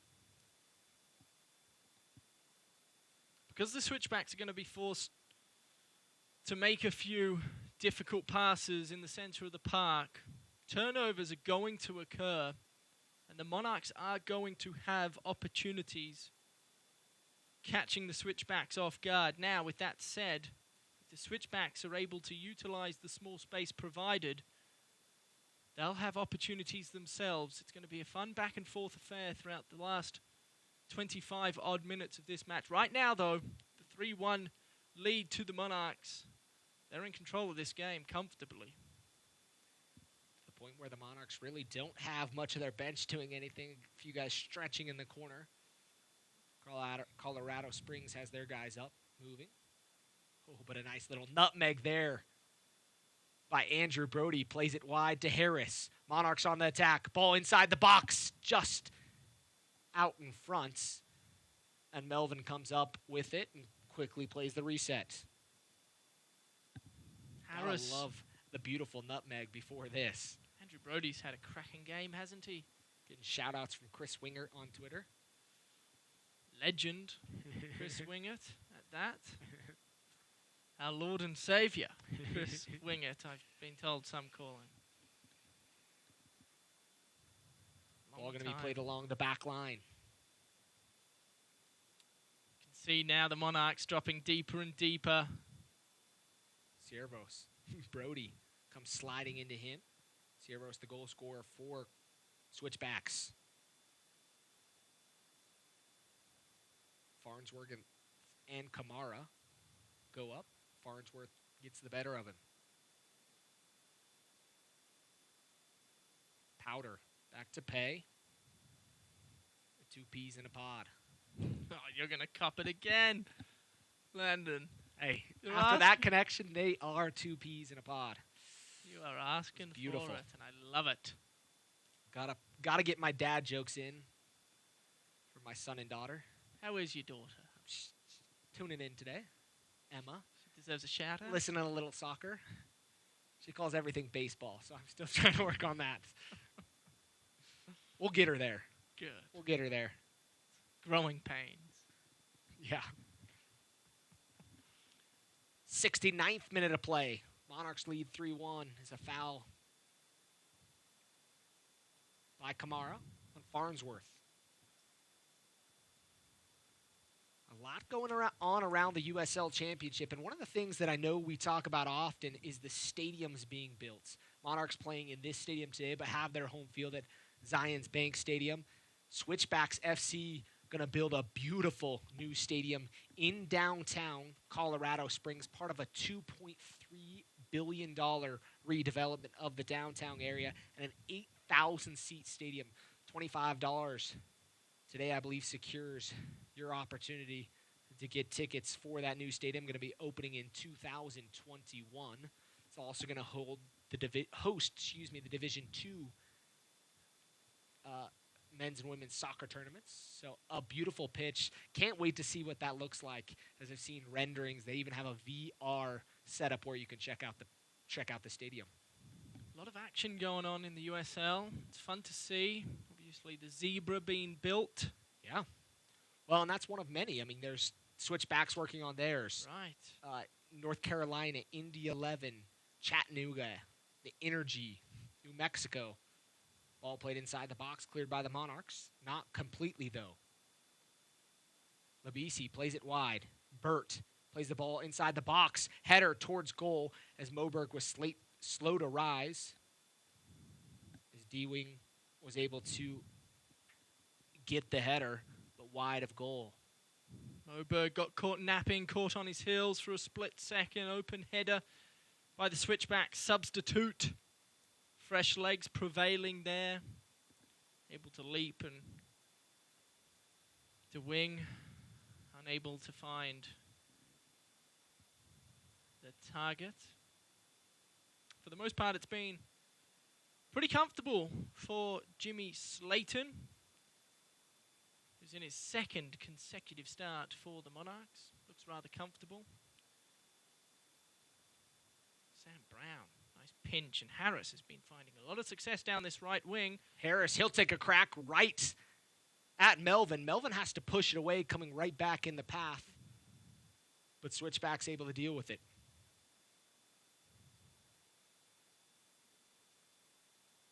Harris has been awfully lively down that right wing since his introduction into this contest. A handful of minutes to go now. Switchbacks have to be careful. Left back number 2, Servos. The goal creeping scorer. Forward. Okay.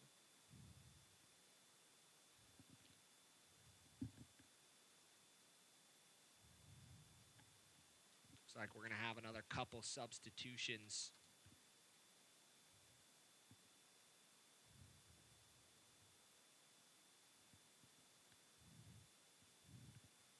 Ball still inside the area. Slayton's going to get to it. Burt goes off the pitch. So we've got 2 substitutions coming here momentarily for Switchbacks FC. 72nd minute of play. It's now or never for the Switchbacks. Down 2 goals. Just under 20 minutes of play left. If they're going to find a way back into this game, they're going to have to provide something. They're gonna require a spark off the bench, fresh legs. It's a hot day here in Salt Lake City, Sandy, Utah. They're gonna need something. Brody's 2 been headers onto good. it. Ooh, it's getting taken out by Lewis. And Lewis is going to see yellow and that will be his second yellow card, so he's going to see red here in the 73rd for a rough challenge, and that's where the substitution was going, it looked like, from the bench. So, man, game changer there is Andrew Brody's down. We've seen a red card here with Lewis leaving the match. Yellow card in the 51st and 73rd. Means he's done for the afternoon, as well as next match against Austin Bold next week. And I don't know if the center referee was 100% sure that he'd already shown him yellow, but we'll take a replay look at this one. As Blake gets it back to him, he came in maybe, ooh, a little reckless, yep. Studs were showing. Yep. That's a yellow card. He looks bewildered for whatever reason, pleading his innocence. I think deep down he knew he was in some strife. And what was interesting was the Switchbacks had 2 substitutions ready to come on. When that challenge was made and Lewis saw his second yellow and red, number 6, Argueta, evidently frustrated. It was almost as if number 6 was going to make an appearance for Lewis. And I think that was the case, Rivas was coming on for him. And I think now we'll see the substitution, as you're going to see Argueta coming on for Aiden Daniels. And then you're going to see Rivas come on for number 16, Arturo Dispay, excuse me. If that's going to be a substitution, they're going to sacrifice. The going just got tougher for the Switchbacks. I think that's fair to say. I think I'm not going out on a limb by saying that. Down 2 goals, now down a man. With time running out. Well, and Aiden Daniels, the guy that scored a goal last week, coming off, and wasn't the plan for him to come off, but had to come off due to that double yellow. As there's a mistake. Jordan Burt and there. You've got to wonder if the wheels start to fall off right here for Colorado Springs. And if you're Alan Koch, there's not much you can do. You can make one more substitution, so you can make one change. But you've got just under 20 minutes, and you down 2 goals and down a player. I'm no rocket scientist, but let's just assume this game was tied. Going down a man certainly doesn't help. They're down 2 goals on top of that. And Jack Blake with the corner kick. Swung in. Ciervos clears it. Monarchs still with the ball. See if they can recycle it back into the area. Brody's going to go forward. Slaloming through, trying to find Harris. Played Harris out wide when Harris was cutting in. Brody and Not Harris right on the same page. Brody and Harris have had great success since Harris's arrival. As we trot on towards the second and last hydration break for the players. I think the message from Hammerson Olave will be rather simple. Keep control of possession. Be in no rush to move forward. And let this clock find a way to find the 90 minutes. And a rather comfortable 3 points will be coming the Monarchs' way. Let's check out the goals of the match so far. And there's been some dandies as you're going to check out the first goal. Luna with the sloppy mistake. Andrew Brody finds Kyle Coffey, who was just pecking his way at the goal prior to this. First strike, rewarded for his efforts. Great technique. Swiping at the football with his laces. Andrew Brody had a part to play in the second. Just too easy. Cuts back on his non-preferred left. Pokes the ball into the bottom left-hand corner. Looked ready to pass it to Sierakowski, but picked up his head and thought, why not? Options are plenty. The Monarchs were on top. And then this was the interesting one. And the weird part is it comes off one hand on the save, deflects off his other, and really pops up in a generous situation for Ciervos. But nonetheless, a goal that made things really kind of interesting at the start of the half. And here's the third. A comfortable finish from Taylor Pay. What a delivery from Noah Powder. Taylor Pay asking for all of his neck muscles to be in full swing to finish that delivery off from Noah Powder.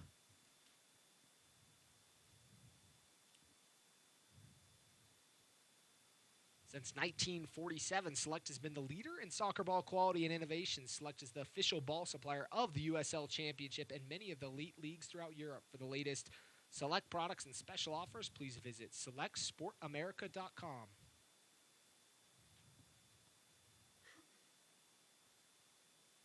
Good header there. And an opportunity, Harris going forward. Harris is on his horse and riding hot and heavy, but unable to get around Ciervos, and a foul called. Harris has some toe to him, doesn't he? He was moving quickly.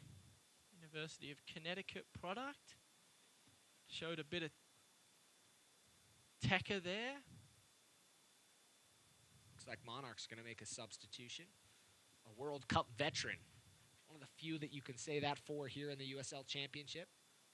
Ricardo Avila coming back in his first game back. Ball played inside the box, cleared away by Farnsworth. Monarchs can't get complacent with a 3-1 lead. Ricardo Avila, like I was mentioning, coming on here momentarily, but played in the last World Cup. And a guy that's coming off a nasty broken bone. At Zions Bank Stadium, good to see him healthy and happy as he was off for almost a full year. Big moment in his career as he returns to competitive football. Always good to see those devastating injuries as he returns. It looks like Alan Koch is going to also make his final substitution, Landon. He's throwing everything plus the kitchen sink forward to see if he can make it.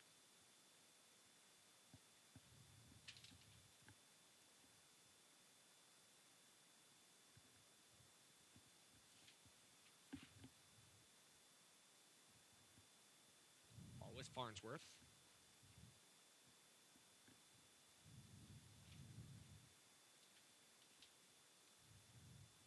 Moberg.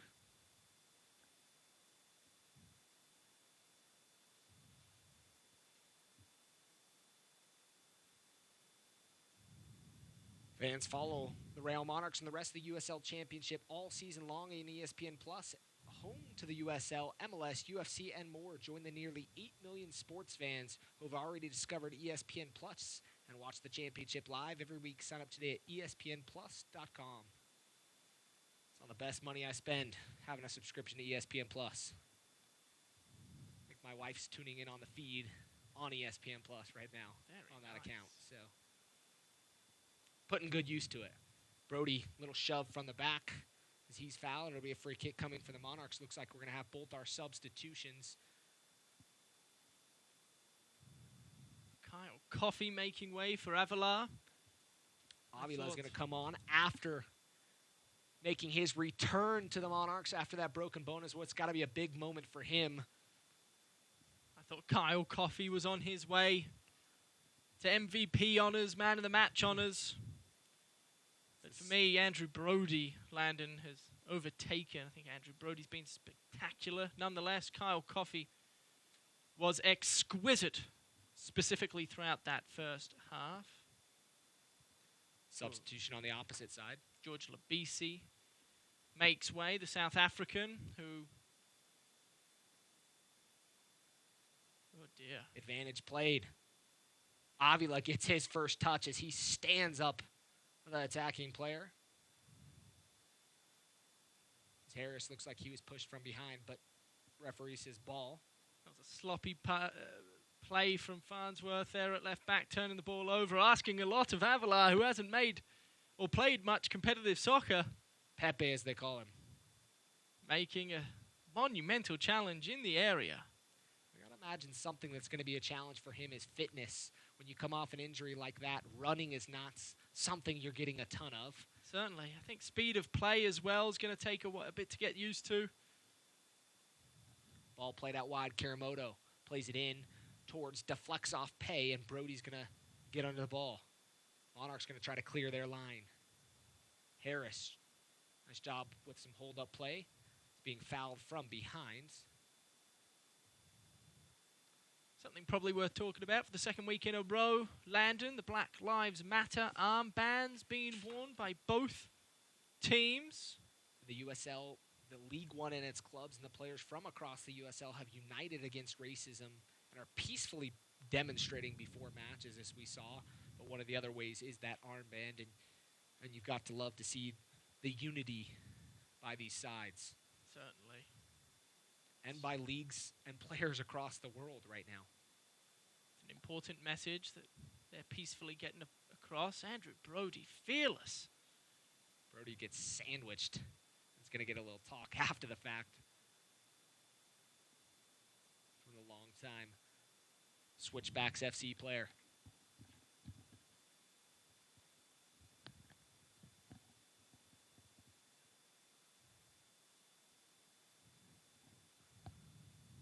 Moberg. Sorry, Mike went a little quiet. These masks make for a little fun. It's the whole world trying to deal with this pandemic. That's why they're paying us the big bucks, Landon, to operate with masks on. Easier said than done. Gotta love it. Fans in attendance here wearing masks, and like we mentioned earlier in the game, have been asked to keep that on unless they're actively, and actively was in bold letters, eating or drinking. I would. Ball played up over top. Siervos there. Moberg will head it out of play. It'll be a throw-in for the Switchbacks. Monarchs with a couple substitution opportunities still available. Switchbacks FC have played their hand here in the 85th. All 5 substitutions used for them. The substitutions. Back to Siervos.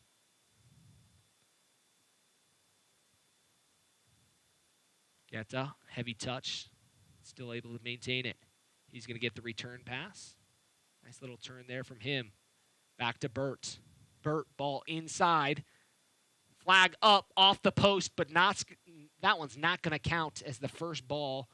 The flag came up, and the offside flag is up from our referee on the far side. That's De Wing finding himself in an offside position.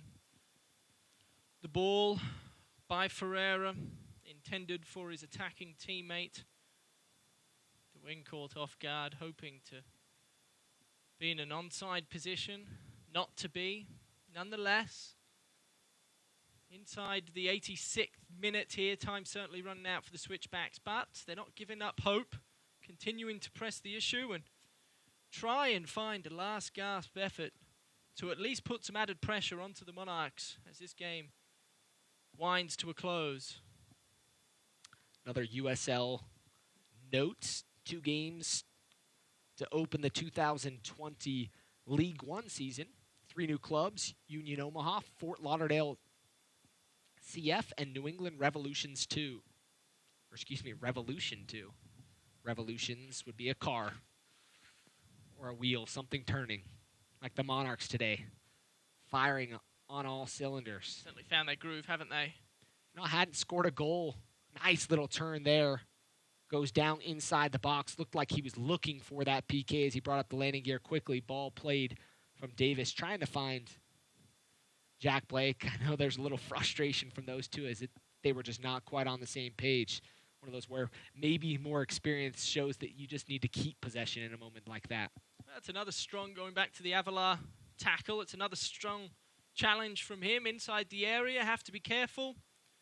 He did just that, and you know, he hasn't had many minutes today, and he won't. But it's been an impressive showing from the veteran coming off that horrific injury 12 months or so ago. Monarchs working closer and closer to this 3 points this afternoon. A big 3 points for them as they were sitting pointless here in 2020, in the year that they get to defend their championship. And sometimes that's the toughest spot to be in, being the defending champion, coming in. And this season, obviously a little weird, came off a loss in San Antonio, 1-0, came back to play after 17 weeks, playing the Loyal, and feeling like they got robbed with 2 goals that really, after looking at replays, I can confidently say that both of them were goals. Sure. But they lost that game. So 0-2-0 on the season, 0 points. And so today was really one of those moments where you had to make a statement. We're capable of scoring goals, and we're capable of playing in this group. Sure, and so many questions that need to be answered. The Switchbacks make last gasp attempt. Kamara, nice little cut, trying to get around Pay, down but too Moberg easily was there. Going back to the Monarchs, however, we talked about it last week. It'll be a conversation we continue to have throughout the season. They're the hunted now. They're not hunting. They also happen to lose a number of talented players. Justin Portillo, Douglas Martinez, to name a few. Michael Chang. And that's going to be one of the challenges as you shift over teams, as you have players that move up, players that move on. We're going to get to see one of those guys here that playing for New Mexico United in Kalen Ryden, a big center back presence. As these changes happen, that's really where it shows if you've got an organization that's committed to working hard, building a team that's going to be capable year in and year out. And the Monarchs are showing they're a capable side. Certainly. They just need some of their younger players to develop. I think Farnsworth, Bodie Davis, should have been promising last week, this week. Will they live up to the likes of what Douglas Martinez offered last year? Opportunity. Dewig inside the area, standing in front of Slayton. Ball crossed to Burtz, and a goal there for Switchbacks FC here in the 90th minute of play. It is 3-2 here, and things get a little tighter. Wow. Not as comfortable for the Monarchs as Colorado Springs down a man, score a goal. Nice little pass there by Dewing to Boy, I was just Burtz. talking about if the likes of Farnsworth and Davies could potentially step up and offer a fair bit, and Farnsworth just got caught napping in a position on the pitch where you just can't do it at this level. De Wing there, cool, calm, collected, finds his running teammate in Burt, and a tapping goal. Credit the Switchbacks, they haven't given up. As we enter stoppage time, we'll see how much the fourth referee holds up. Down a man, down 2 goals. Sounds like there'll be 4 minutes of stoppage time. Plenty of time for the Switchbacks to potentially have one last gasp effort to pinch a point. As Jordan Downs, the fourth referee, does confirm the 4 extra minutes will be added to this match. That's America First stoppage time. Brought to you by America First, the official credit union of the Real Monarchs. 4 minutes. See what's going to happen. It looks like Jamison Olave is going to make his 3rd substitution.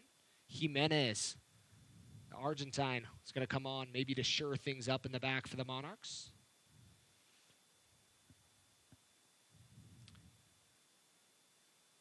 Ball inside. Kurimoto. This little pass around, still trying. A battle there. Ball on the ground, and it's going to be free kick, it looks like. Free kick coming for the Monarchs. Now's when you got to kill off the game, Tom, and just figure out how to make it just maybe slow up a little bit, keep possession, and be smart about it. Is Andrew Brody. His afternoon's going to be done, and he has to be probably the guy that we say is the man of the match today. I don't know if you could debate that. Andrew Brody, a goal and an assist. He stretches out the hamstrings and calves. He's been working tirelessly up that right-hand side. And good 90 minutes of soccer for him. I was going to ask who you thought your man of the match was. Mine was going to be number 45, Andrew Brody. And this is such a dangerous position now for Jamison Olave and the Monarchs. They desperately need 3 points, yet to have it this season, as you alluded to earlier. The Switchbacks down a man. They were down 2 goals. They were able to find a goal right as we entered stoppage time, and they've got nothing to lose. Yep, time to close up shop. But if you're Alan Koch, you've got to be hoping that some miracle you can figure out to get one back down a man. But can you find an opportunity? Jack Blake is onto the ball, tries to play it to Harris. Jimenez. The avenue for the Switchbacks is going to be on the ground. It's going to be down the middle. Long balls playing in to the area probably aren't going to suffice. They don't have a ton of tall timber up there. As Jimmy Slayton should. Comes out, heads it nicely. Jack Blake, he's going to be fouled from behind. That was an no aggressive foul called. Blake, he'll push wide. Servos, ball inside the area. Slayton calls for it, and Slayton collects. Jimmy Slayton rises high and does his job perfectly. So lay down, kill off a few extra seconds. Roughly 1 more minute to play here at Rio Tinto Stadium. The Monarchs have been very impressive on top for the majority of this game, but the Switchbacks have just been pestering away and continue to find themselves in the contest. Couple of sloppy goals, but goals nonetheless for the Switchbacks. If you're Alan Koch, frustration in many ways for what happened, but definitely some optimistic things to look at. A few players that played very well. Servos getting his first goal. And you'd have to think as the seconds tick on by, final 15 seconds, this will be the last effort that head referee Michael Radchuk will allow.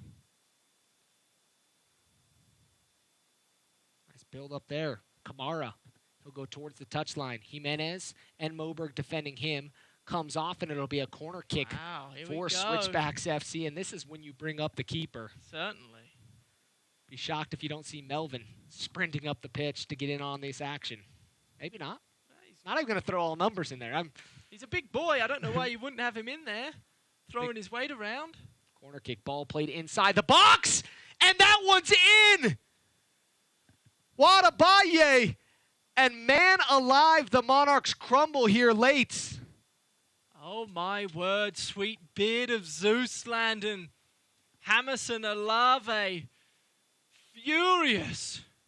And with the Monarchs his team. At the death give up a goal, and Colorado Springs down a man, down 2 goals, score 2 late, 1 in stoppage time with Wadabaye as he's going to see yellow for his shirt off. But you're going to see a replay look at this, and man, he rose up nicely and buried that one in the back of the net. Just poor marking defensively from the Monarchs.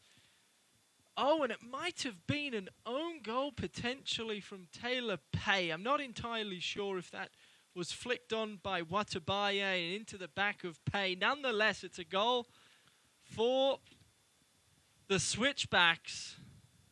The Colorado Springs find a way, and it was what we were dreading for Hammerson Alave and the Monarchs. We were talking about the most dangerous lead in football, up 2 goals, and Exhibit A here at Rio Tinto Stadium this afternoon, Landon. Clock's still ticking. A foul there on the Monarchs. I can't imagine there's going to be much more than this left. And that's the end of the game. Frustration from the Monarchs bench as Colorado Springs Switchbacks have to feel incredibly fortunate to be a man down and secure 3 points. 3-3 in an exciting game here at Rio Tinto Stadium. That's how this match ends up. We're going to take a break, and we'll be back with final thoughts after this.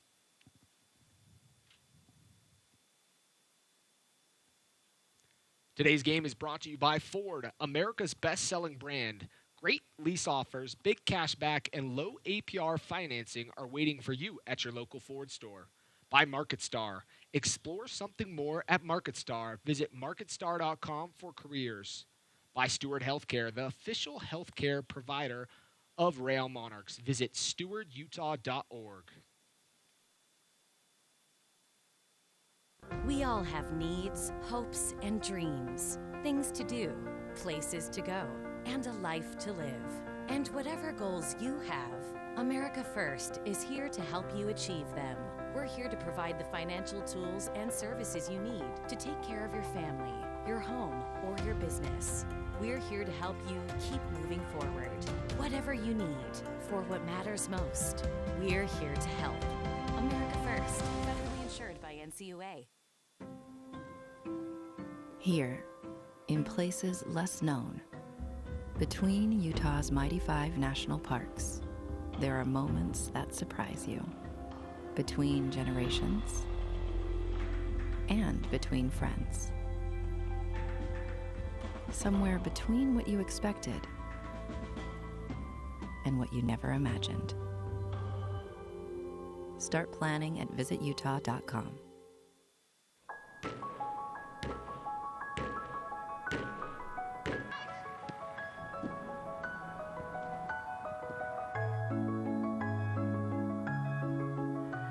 Back toward the middle, presses there again. 2 goals in 2 in the area, 1 touch. Oh my goodness!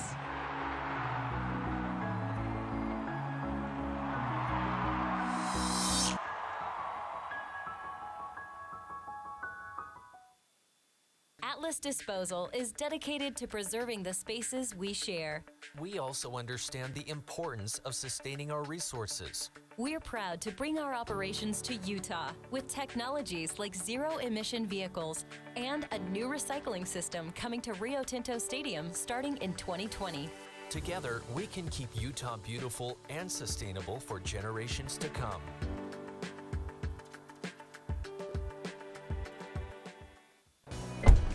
Hey, Justin, Jeanette, what's going on? Hey, DJ, we're just trying to find out ways to keep fans in RSL gear.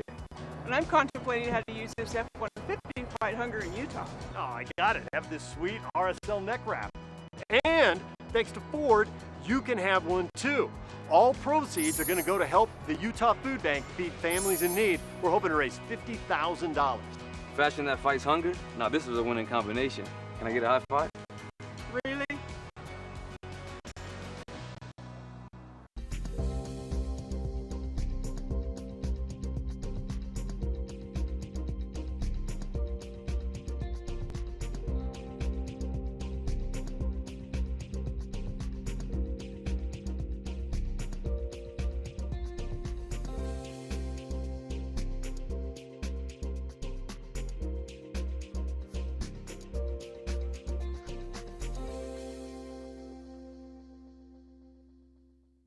We all have needs, hopes, and dreams. Things to do, places to go, and a life to live. And whatever goals you have, America First is here to help you achieve them. We're here to provide the financial tools and services you need to take care of your family, your home, or your business. We're here to help you keep moving forward. Whatever you need for what matters most, we're here to help.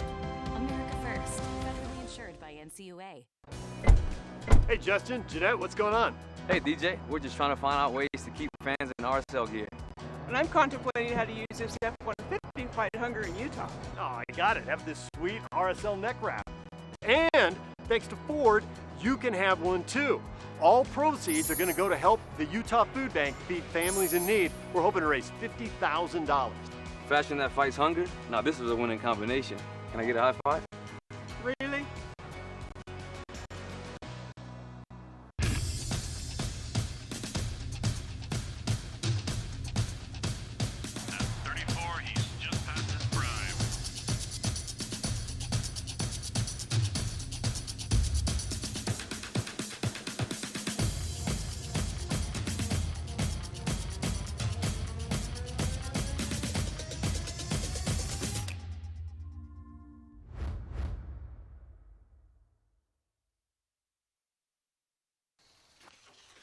Nice day for a ride. Hey, you're Craig Swap. You know, not everyone sees you when you're on 2 wheels. So stay alert and always keep your eyes on the path ahead. That's good advice. See you at the top. Nice shorts. You can't always predict what might sneak up and catch you by surprise. If you've been hurt by the carelessness of others, choose the law firm that will go the distance to get you the settlement you deserve. Craig Swap and Associates, one call, that's all. MLS is back, and so is RSL's winning ways. Watch the re-air of the Claret and Cobalt's win Tuesday night, 8 p.m. on KMYU. Also, the NWSL Challenge Cup is heading into its stretch run. Be sure to tune into the championship match next Sunday on CBS to see who takes home the title. 3-3 draw here at Rio Tinto Stadium in what's got to be frustration and elation from Colorado Springs Switchbacks FC And Tom, I don't really even know what to say. It just felt incomplete. The Monarchs controlled a lot of the game. We're up a man, and you just felt like we're going to coast to 3 points.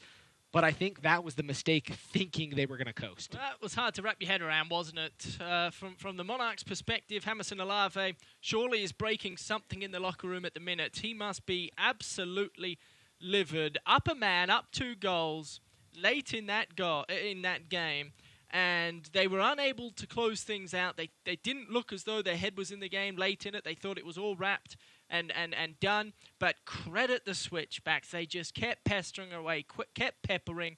They weren't afraid to take the game on, and they're rewarded late with that goal from Watabaye at the death. Fun game to follow. The Monarchs, I thought, were the better team, but nonetheless a 3-3 draw in the end.